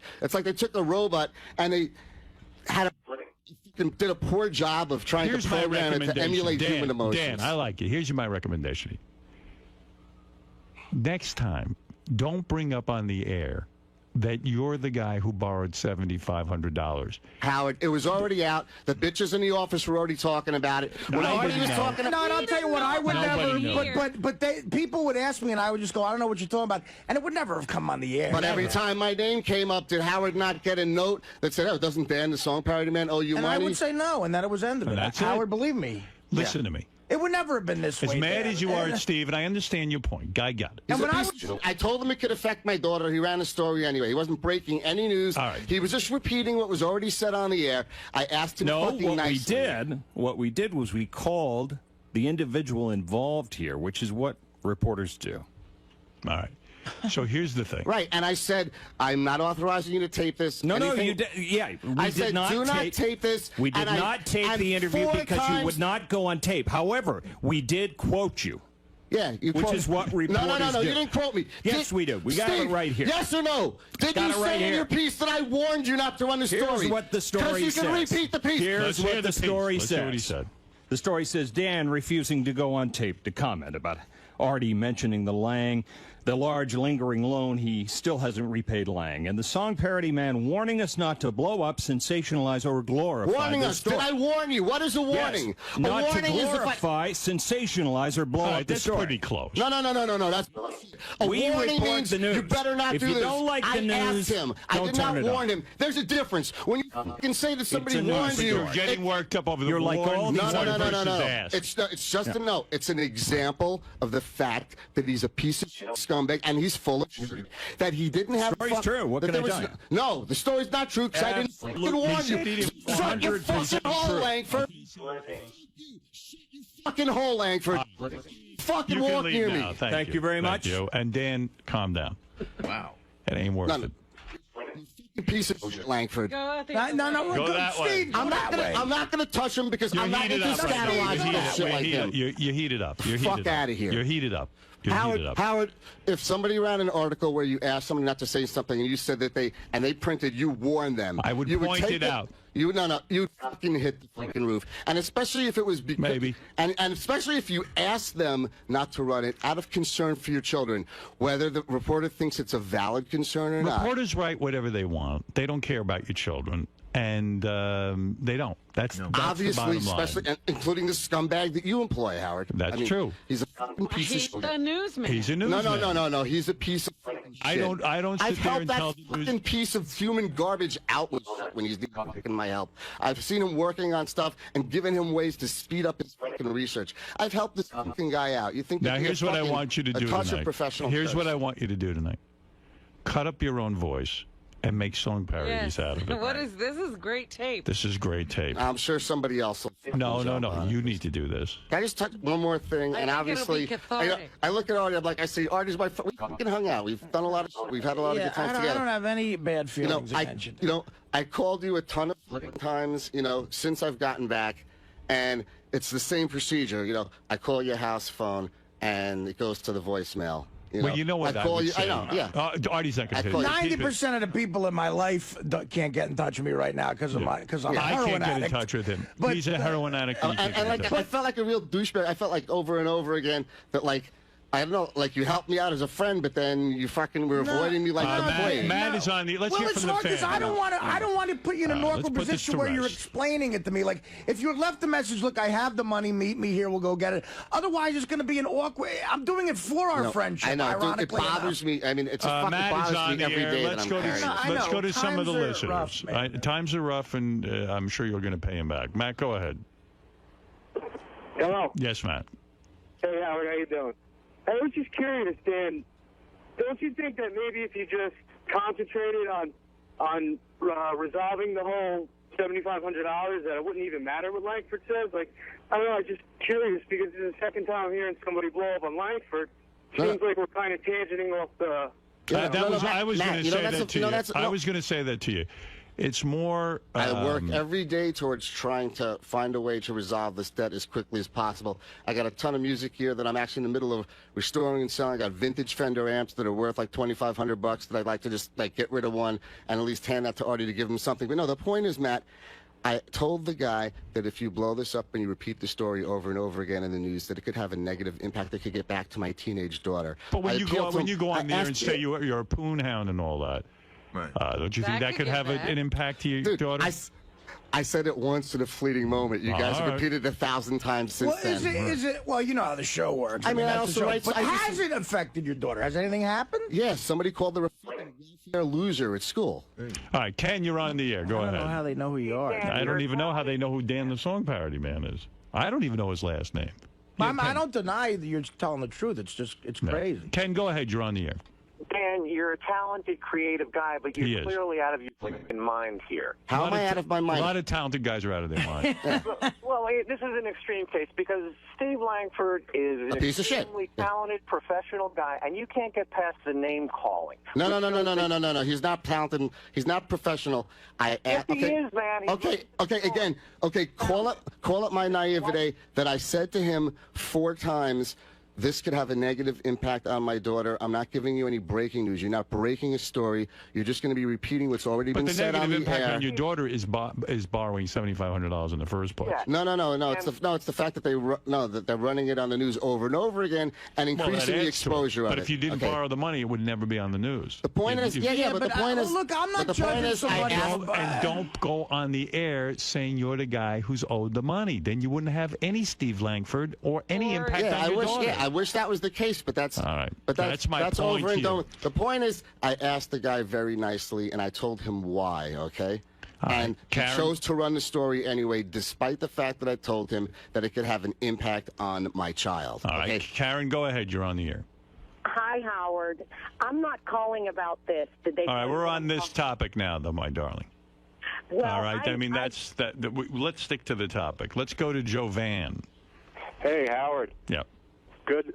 Dan's great. He's a smart guy. I love Dan. And you got to appreciate him how far he got. Just a funny story. Back in the old days, we used to play hockey with him. Jovan, hey, man, I was thinking about you the other day. You're the best. How's it going? Killer defenseman. The funniest story, we get shellacked on the ice. He gets back in the locker room. He lights up a cigarette. He goes, "Man, we got it."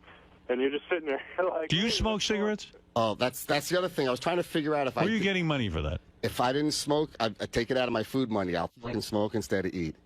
Yovi, So give Artie the cigarette money. What do you spend a week on cigarettes? How do you not have money? I don't understand. Yeah. I don't mean to get into financial life, but now that it's on the air, why would you smoke cigarettes? I'm an you addict. have no money. Artie can relate. Give that I'm money an to your addict. daughter, then she won't be a welfare kid. Yeah. What? How much money do you spend? How much are cigarettes now?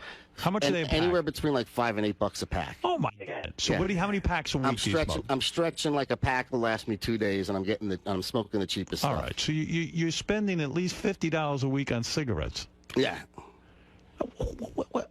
Dude, if you gave him $50 a week, you'd be paid him back already. Yeah, for a year. What's $50? 2027. What's $50 a week times 52 weeks? Robin, you're a math major. 2,500.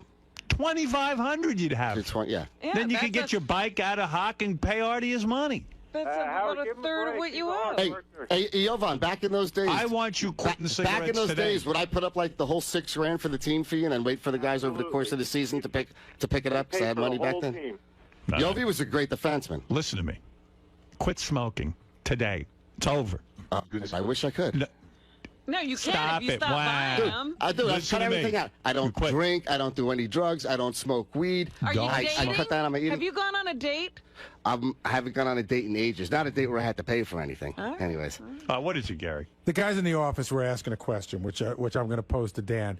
If you were looking to keep this whole Artie money thing sort of private and quiet, they were saying Artie did a book signing, and at the book signing, there was Langford was there, and the Howard TV cameras were there, and Dan got online and like repaid Artie $100, like making a whole show of it. Right. So if you were looking to keep it on the sort of quiet, why would you do that? It had already been brought up on the air.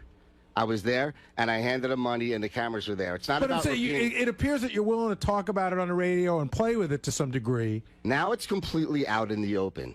Okay, that was something that my daughter wasn't going to see. It's something that my daughter wasn't But how do you know hear. what she's going to see and what she's not going to see? She only pays attention No, to she the only news. listens to Steve Langford. No, she doesn't listen to anything but the kids. I'm just saying. How do you know what anybody's going to see or hear? How do you know if a parent had Howard TV and seen that? Who would you be mad at then? That would be. Then I'd have myself to blame. I'd absolutely have But myself you're to out blame. there talking about it. I'm just saying. I know why you're mad at Steve because he said he wouldn't do something and he did it. But I just think that you're just sort of getting mad because Steve's easy to kick. All right, Bob, No, you have the Steve's last not word. easy to kick. The guy can fucking probe into my fucking life and make it miserable if he wants to. Then I'll have to make the decision or not of how I want to fucking All deal right, with Bob, you're on the air in Toledo. Hey, how you doing, Howard? Hey, this is for Artie, and ask the song parody man to be quiet. I'm gonna put the truth out about him. Let's hear it. They sold them bikes at auction because of that storage. He has no bikes. He's lying out his teeth. They were sold a month and a half ago. Okay, describe the two bikes. Tell me what type, and then I'll pull the registrations out of my pocket. We'll see if they match. Well, pull them out, Dan. I ain't gonna describe them. They weren't that hot of a bike, anyways. One went for $6,500, and the other one went for $1,100. One was an 883, and the other one was a Fat Boy. You're absolutely wrong. They're both shovelheads. Okay. So you're a fucking moron. One's an Iron Sportster and one's an 80 wide glide. So shut your fucking off. Now, pull your Yeah, it's registration. another assault talking shit. Registration. Didn't I ask you to be quiet? Yeah, but that's too fucking bad. Be quiet so you can fucking lie. You're a shitty caller. You tried to call it and be funny. You suck. That was your fucking angle to get on Howard's show to say that they sold my bike at auction? You fucking go to fucking hell. Subscription, don't owe Artie nothing. All right, let's go to Sam. You have the final That was a good word one. in California. Go ahead, Sam. Yeah, I want to know the storage name of Dan's storage lot, because when they do get posted in the newspaper and they do come up for auction, he's $4,000 behind on the rent. I don't believe it. I want to buy them. So what's the name of the storage unit there? Yeah, like I'm gonna fucking tell you, it's through an individual. It's not a storage unit. It's a garage that I rent with a couple other people. One person has their name on the lease. The rest of us pay our share for the garage. All right, listen, Dan. I hope the financial situation gets better for you. That's Hopefully, number one. I got this. Hopefully, I'm doing this tour. This tour with the people I work out with in Vegas. I got a tour coming up, and plug that so that you can get back on your feet. Where are you going to be? It's Beecher's Madhouse. He's booking a casino party tour that's going on in all the different casinos outside of Vegas around the country.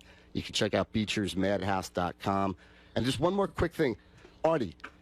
Was it just an oversight that you didn't invite me to either of your parties this summer? And I don't want to be a douche, or was it like that, you know? No, you were. I didn't formally invite anybody. It was like, you know, there weren't invitations. I don't know. Like I said, I felt like you were. No. I was 10 minutes away in Long Branch, babysitting Sounds like my friend's Artie house. maybe didn't want you there. Yeah, no, that's not true. I mean, you know what? I happen to know Artie sent out a mass email. Not a mass email, an email to like Tracy, not Tracy, but some. I don't even remember that you invited anyone. I heard through the grapevine you were having a party. I don't think there was a formal. invite. Yeah, right. I just said anybody could come. Of course. If I would have seen you, you could come. No, I don't. I'm not like that. Believe me. Look, I don't judge anybody for borrowing money. I know stuff gets shitty, and believe me, a lot of people owe me money. I tell you, and a lot of people have owed me money for years, and I keep it quiet. I'm sorry I brought it up. That day with Teddy, I lost my mind. I know, but I can't blame you for and that. I didn't mean to call you the names I was calling you, but it was like, I was nuts, and I never would have brought up your name. Howard could ask me, till Kingdom Come, I would have said, no, that's not true, because it should be private.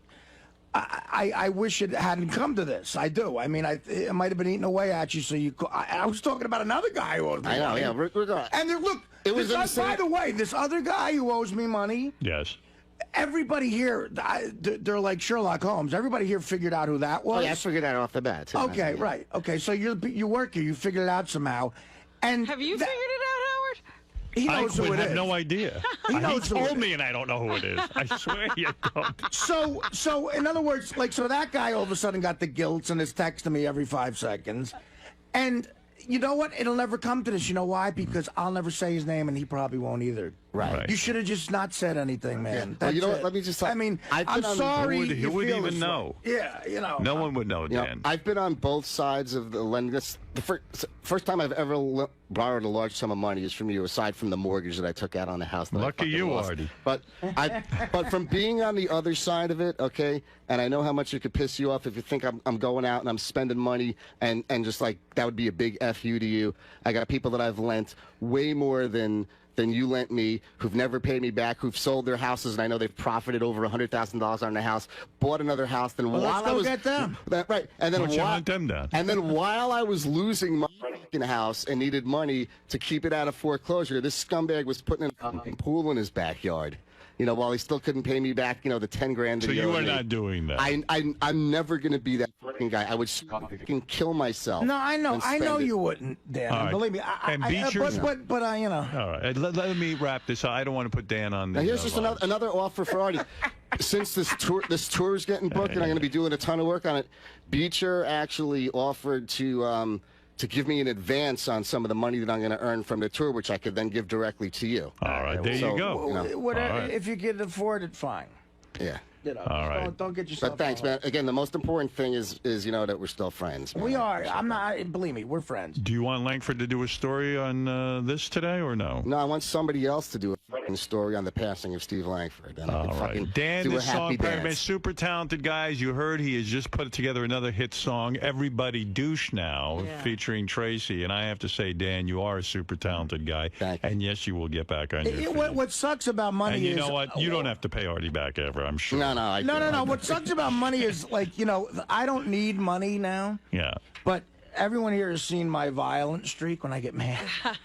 God forbid I ever do need money. Because, you know. Good luck. I'm going to go looking for it.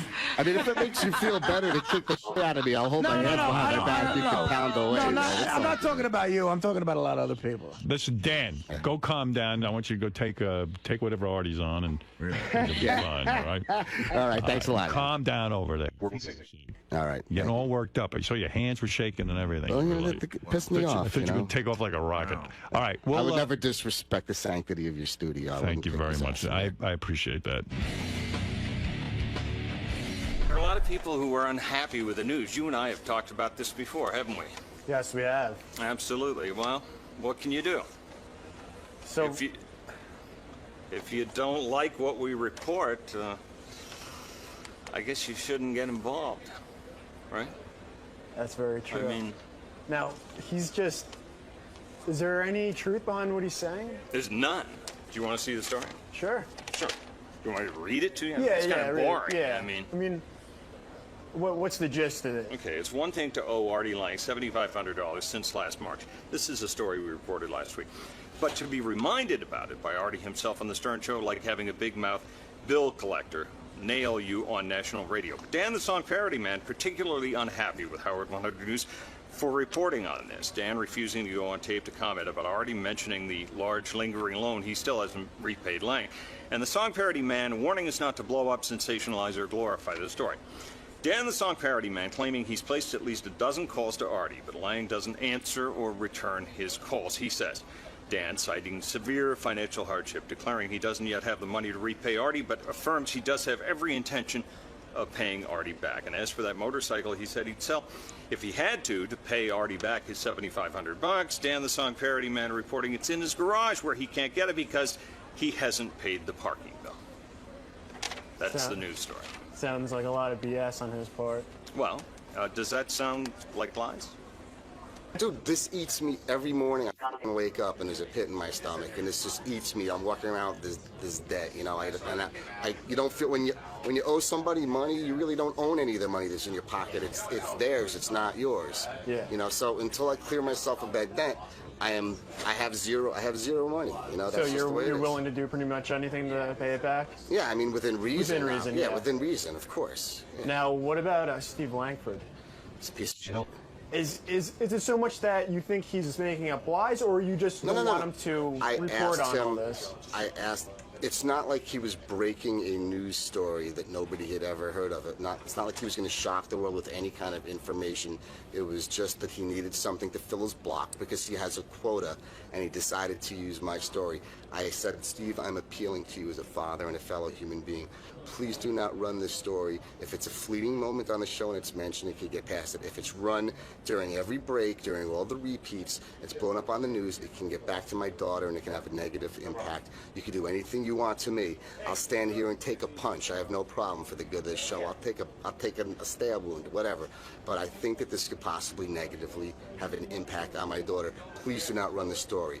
I said it to him clearly, concisely, and he chose to run the story anyway. Bottom line, he's a piece of shit. He ran in the story. He said, Dan warns us against telling this story.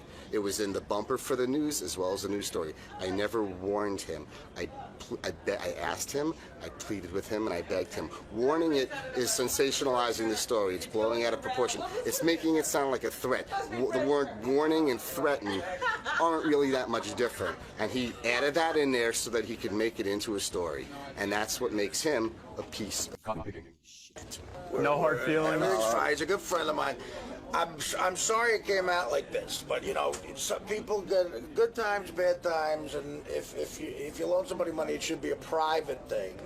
But there's gossips around here worse than the fucking View. Here? Well, I'm saying, you know, Really? so I'm pissed it came out like this, but we're friends, and he's a good man. All right. It's my pal, Artie Lang, man. He saved my life. Okay, real quick, here is Sasha Lee. She is Miss Howard TV in February. Anyone who's a subscriber knows, in addition to all the great programming, all the original shows we're doing now, we always have a Miss Howard TV every month, and this girl is very beautiful. Jesus. Nothing wrong with Sasha Lee. Hey, Sasha. Hey, how are Are you you? Sasha Lee or Sasha? Sasha Lee is my full name, but Sasha. Lee is your last name? No, You just have one name. no, but well, my full first name is Sasha Lee. Sasha Lee. Yeah, So everyone calls you Sasha or Sasha Lee? Sasha. Or Well, you're Sasha. Russian girl or something like I'm that? half Hungarian. Half Hungarian. You'll look good in a bathing suit, I'll give you that. Thank you. You look great. Thank you for being Miss Howard TV this month. Artie, you. obviously, you're in love. I see Artie would not have a chance with you. You're 20 years old, and you even said you don't date older guys. And by older guys, you said you wouldn't even date someone 30. That's kind of gross, right? Well, yeah, when I was talking to Ganji in my pre-interview, I was talking about 𝗵𝗲 𝗦𝗵cie. Yeah, Ganji goes, would you date Matthew McConaughey? And Sasha Lee said, well, you know, he's kind of gross because it would be gross because he's old. He's an old guy. Yeah. So Ganji goes, I know I don't have a chance with her because... And DePace goes, you think that's the reason she won't go out with you? She wouldn't date Matthew McConaughey. She's definitely not going to date Ganji. That's Right. how he... Why would Ganji ask her if she'd date Matthew No, McConaughey? because he was asking like if I had a celebrity crush or like something like that. Well, Artie is 26. Just from all the drugs, he looks a little bit older, but you can date him. Feel free. And you're a young woman. It says here you have a boyfriend, right? Not well. Like, we're working on things. What do you mean? Breaking up? Well, we did, and now we're working on things. What does that mean? They're trying to get back together. Yeah. They're trying thank you. it out again. Why would you do that, Robin? Try to get back together. It obviously didn't work. You're 20 years old. You're good looking. Why do that? Maybe they discovered that Deserves they another didn't chance. like being away from each other once they were. You dumped him, I assume, right? Yeah. Yeah. I mean, I don't think anyone's dumping you. Oh, I mean, you can't I've do been better dumped than before. You have. Yeah. Who would dump you? Who's the stud? The guy who? must have been blind. Or that, or you're terrible in No, bed. I was young, and he was going to college, and I was still in high school, so it was one of those things. Oh, you were dating the college guys when you were in Yeah. high school. Oh, I know. No, the he type. was going to college. Oh, I see. He was going off. Yeah. Well, let me tell you something. So you've only had sex with what? This one guy, the boyfriend? I've only had 3 boyfriends. Is that ever. right? Yeah. So you've had sex with 3 different guys. I'm just saying I've had 3 boyfriends. You're not even saying you had sex with all of them. No kidding. How old were you when you lost your virginity? That I kept a secret in my pre-interview as well. Ganji told me you've never masturbated. I don't believe it. Yeah, that's true. I have not. Liar. I'm serious. You've never thought... My when friends like don't believe me either, but I'll tell you why I don't believe you. I don't Why? really know you, but unless there's some huge sexual hang-up, I don't see how you avoid touching yourself at some point out of curiosity. Like when you're wiping down there or something, you've touched it, right? Hello, that's different. All right. Then all of a sudden you go, oh, let me take a look. We'll see what's doing down here. And then you touch a little. What do you think, Robin? Is it possible she's 20 and never masturbated? I'm serious. I'm sure it's possible. You know, a Anything's lot possible. of women are a little uptight, and it takes them a while. Why are you uptight? Religious background? I'm 20 years old. I'm young still. You think you might touch yourself one day, or do you think it's in I the don't game know. plan? When a man touches you, you like it.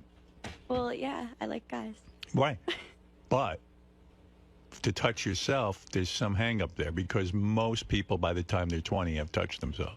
Even out of curiosity, you never I guess even... I'm weird. Let me ask you, when you were laying in bed one night, I'm hanging out. Then all of a sudden you don't like, oh, gee, my hand is on here. It feels a little good. Have you ever almost touched yourself? No. Wow. For real. I'm for real. And you've never fooled around with anything else, like, you know, a shot or, yeah, nothing? You never Meat or got off- vegetable? You never got off on meat and vegetables? No, like not a Robin, so no? much. You think that's sick if someone uses meat and vegetables?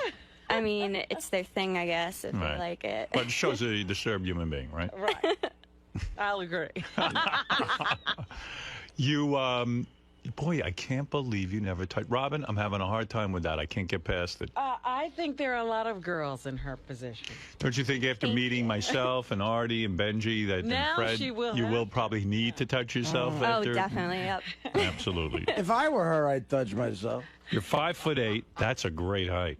Yeah. You like 5'8"? I like it. And you weigh 115 pounds. Describe to Maybe women. a little more after the holidays. Is that but- right? But that's the right weight for a girl 5'8", isn't it? When you I guess so. I mean, absolutely.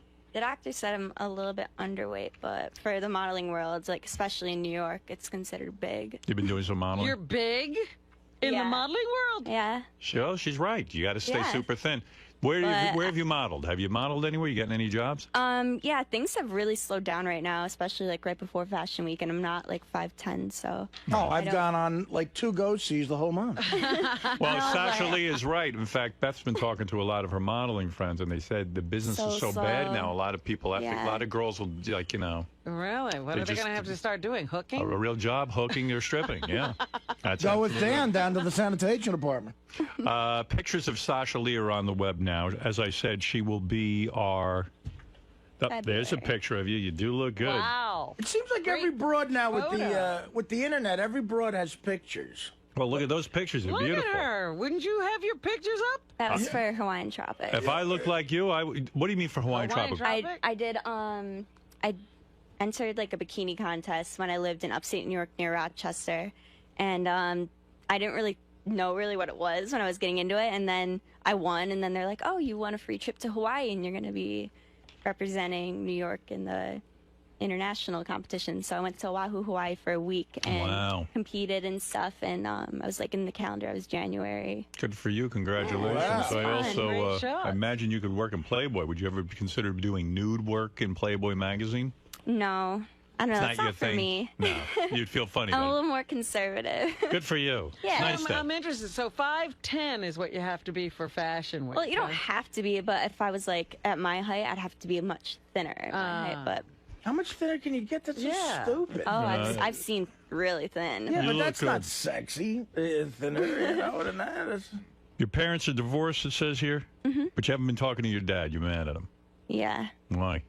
Well, no, it's a long story, but in a nutshell, he's in his late 40s and he dates girls my age now. That's I why was you 16 think and he it's was dating a gross. 19-year-old. He's dating a 19-year-old and he's 40? Well, he was. Yeah, he was in his earlier 40s then, but yeah. Look, can you blame him? What the hell? What the double hockey sticks. Yeah, but it was just wrong, you know. Right. But- So you're not talking to the guy? No. Oh, man. You're never going to talk to him again? As of right now, I don't Wow. have any intention to. Is he dating someone your age? Not anymore, but there's just like so much weird stuff going on. I'm just like, whatever. Oh. Wow. So you seem kind of sad when you say that, right? In a way, yeah. Yeah, well, I hope so. I mean, not to talk to your dad. Yeah. What age would you like to see him date? What would be the cutoff?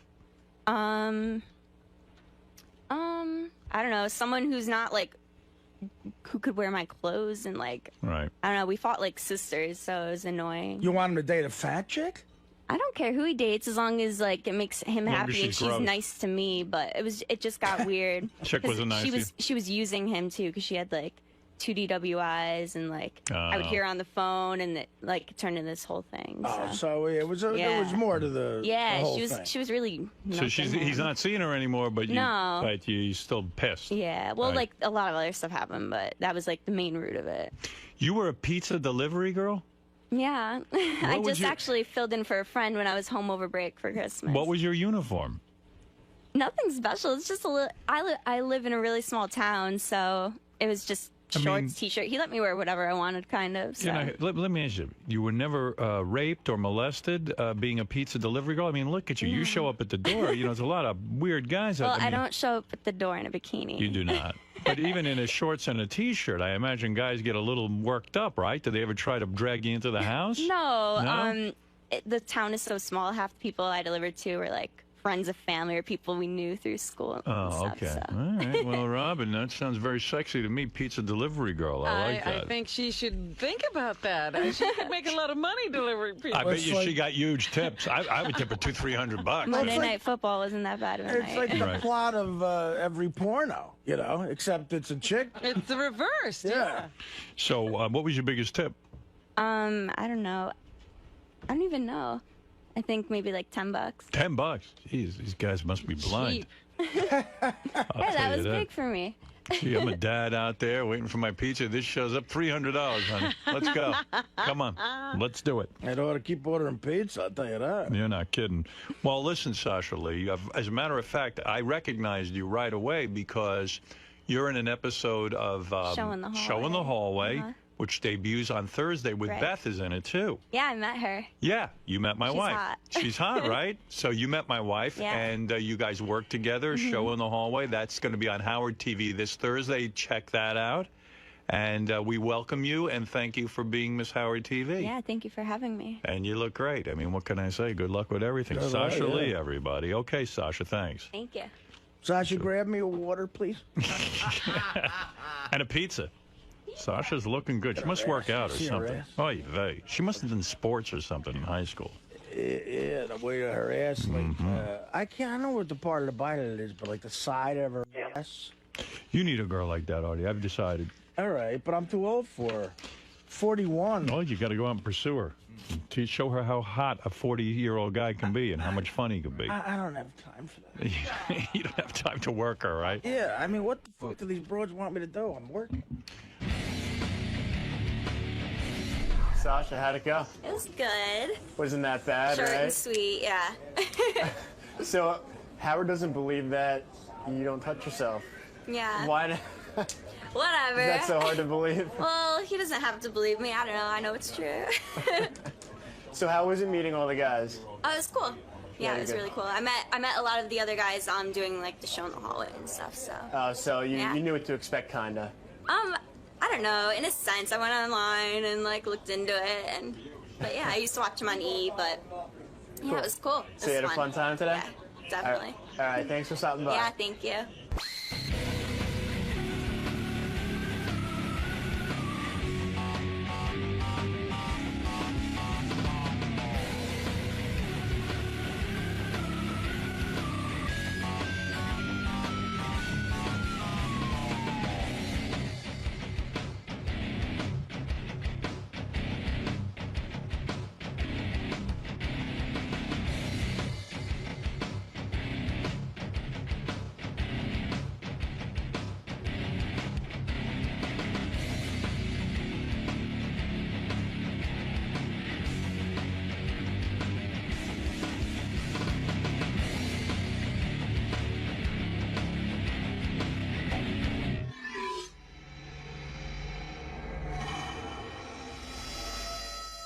I have no idea. What do you want from me? I'm filing the story today. It'll get buried. No, it won't. Does the White House wish to comment on accusations that President Bartlett ordered the assassination of a senior official of a friendly government? I don't know. Newsroom. What on earth is High-Pitch Mike hiding? As the first anniversary of his sickening 𝗬𝗵𝗲 sit-down stunt approaches, the prize High-Pitch Mike won is still one big mystery. So, this Howard 100 News reporter showed up outside High-Pitch Mike's apartment in the Bronx to ask to see if his big screen TV is still in the box as he claims. But High-Pitch Mike having no part of it, refusing to allow his news colleague in to see the alleged television. Perhaps Why? the funniest line ever uttered by High-Pitch Mike. He calls news director Brad Driver on the cell phone and says, "What is Steve Langford doing here?" Howard? Yeah. You know, it's funny because High Pitch Mike just came to me a few minutes ago and he gave me tape. If you go to GP2 Yeah. in the first column in yellow, he says Friday morning he just comes out of his apartment to go to work and there's Steve Langford standing on his corner insisting on being, let into the apartment and Mike won't let him in. It's really Let me funny. hear this. Come on, let's go see the TV. You don't need to see it. Why not? Come on. Why not? Because. Let's go look at it. No. Come on. Why not? No. Why not? Because. No. Would you go to Howard's house? Would you go to Robin's house? Michael, No. not answering the question. Because you don't need to be in my house to look at a TV. Yes, I That's do. fine. No, you don't. We gotta go. Seriously, I have work to do. What's going on here, Mike? You're a part of the news department. Why would you care if they see your TV is still in the box? I have made no secret that I won the TV. I've left it in the box. I'm planning to move, and I don't want to get fucked up before I move. Yeah, it's expensive to me. You had 𝗬𝗵𝗲 fake vagina on your face, and you don't watch that TV for a year? Well, having her sit on my face is the equivalent of paying what that costs. That's $4,000 or $5,000 for that TV. It's not a big secret that it's in the box. This guy shows up at my house like some sort of stalker. But why would you care? I don't want him in my fucking apartment. Why? He's creepy. Steve is creepy. You're not Steve creepy, is and creepy. he is. You're creepy too. You're a news guy. This guy walks up to me every day in the newsroom and says, "Tu lengua en mi culo." Do you know what that means in Spanish? No. Your tongue in my ass. I don't speak Spanish. He scares me. Do your job. Steve, what do you say to Mike? Dude, listen, we all know a little Spanish, a little French, What was your phrase that you say? I want to put my tongue in your ass. How do you say that? Let me see. I think Mike told me how do you El told me how to tongo say en pupo. Tu lengua en mi culo. I didn't know you were going to come up to me and request that every day, though. He scares me. And then I have Does he really scare No, wait a minute. Let's be serious. You mean here for a Steve second. would let me tell you, I had neighbors Let's walking. be serious. No, but I had nonsense. neighbors walking out of my apartment. Reporters wondering go why this out guy in has the field. No, hang on for a second. Reporters go out in the field every day to ask questions. If they did not, you would not have a newspaper every day, and you would not have any television or radio news. You should ask questions, but my TV sitting in a box is not the Kennedy worked at ABC assassination. News. Exactly. You say you worked at ABC News. This is another thing that this pissed me off, Friday, Howard. What is this? I went to NYU. I busted my ass to go to school. I paid my own tuition. I worked full time. I interned here. I did a lot of internships. And he, in his report, says. He says he's giving me. He says he's giving me. Let me speak, please. Reporters ask questions. He says he's giving me journalism lessons. You should know that. For a kid that says he went to NYU. Where'd you go to school? I went to school at the University of Western Ontario and Laval University. Where'd you graduate? I did not graduate. Thank you. So don't question where I went to school. Listen, I question everything. That's what reporters do. You don't think he went to NYU? I just wanted to see his resume. I know I question everything. He won't believe. Do you think he he's will lying? not believe No, I don't think he's I lying. say. I do not think he's lying. He will lying. not believe a word I say. No. I just want to see story. it. Just show me. But yet he believes the Idol guy. He believes the Robin's Wrong guy. Ever since American Idol ended, Steve's got he's investigating the news department. and let me ask you something, He's Howard. turned that evil No, eye but on let's not lose focus here. People want to know about that television, and he is hiding something. We do? Who cares? Who wants to know about it? It's in a box. It's in a box. What do you think? What do you want to know about it? Show us. You know what? I don't think he's hiding anything but the TV, but something's going on in that apartment. But let me ask you something, Howard. Should a reporter who demands the truth also tell the truth? Yes. Okay, so go to Gary Preview page 2 in white, if you would, please. This is the Michael Moore alleged fight that he had with Steve Langford. And what are we going to hear? Michael Moore gets a little exclusive out of Langford. Are you Canadian? Yeah, I was. Did you give up your citizenship? I don't have a passport. You didn't give up your Canadian citizenship, did you? Not yet. Yeah, why not? Oh, you know what? Yeah. It's a complicated thing. Back of your head, you're going, I might need that, right? That's no, never. You're circumventing around the truth. No. You should tell the truth. If you want to play that, perhaps I might answer it. Go ahead. And the fact of the matter is, I'm not going to get into some big discussion with Michael Moore, who's going out the door, about whether I left Canada. I mean, come on, guys. Let's get serious. Yeah, but he asked you if you're Canadian. You said you were. I was. You still are. I do not have a passport. I'm not talking about passports. You're still a citizen. Technically. I left Thank 25 you. years Tell the ago. truth. Why is that interesting? You're a reporter. Tell the truth. Why is that interesting? Oh, Mailana one culo. Two language. What is your point? I want to know about this TV. I think he's being a hypocrite. He's demanding. I think something's going on in your apartment. What's going on in my apartment? I don't know. You don't want Steve to see your apartment. I don't want a creep in my apartment. No, I have to work with him 10 hours a day in the newsroom. Were you afraid he was going to come on to you because he keeps saying he wants to put his tongue in No, your I'll ear? be honest. My roommate has a 6-year-old kid. He's, the parents are no, separated. he's not there all I don't the want time. this around. I don't want him around a 6-year-old kid. He has kids of his own. Wait a minute. You have a 6-year-old kid you can't explain in your apartment? On the weekends, the parents are separated. The kid comes over. Are you for real that you're afraid of him around a young child? Are you? You're not shitting me, are you? You think he's that weird? Full of it. Do you think he's completely sane? Do you think he has all his marbles? I wouldn't have a problem with him being in my house. I would. All right, Dude, well. I just want to go up What do and you think see he's the gonna television. do What do to you think the I'm going to kid? do? Send Howard TV up, but I don't want you. Wow. Now we're talking. Do you remember where you work? Yeah. Yeah. Where do you work? The Howard Stern, Howard 100 News. Oh, thank you. I sort of hesitated on that, didn't we? Yeah. Don't give me journalism lessons, Steve. All right. Well, listen. Why are you hiding this? What the fuck am I hiding? It's a TV in a box. I don't want you in my apartment. Is that so hard to believe? Okay, we'll send Lisa G. When are you moving? I can listen to Mike's voice all day. I know. When are you moving? I don't have an exact date. I'm looking. I'm trying to look at places. Oh, then you're lying. You can't get that voice down lower? I can, but I mean... Why don't you just do it? Why don't you just be like, yeah, man. Can you get your nose down smaller? Yeah, I did. I shaved it down a little. I was born with this voice. I can't do anything about You it. want to make it lower? Like, why don't you just just walk? Let me hear your low voice. We've done this. Let me hear it again. What do you want to hear? I mean, it's not that much slower. Let me hear you get as deep as you can get. What do you want to hear? It's not low. I mean, this is my voice. It is what it is. But Morales, how take about it easy?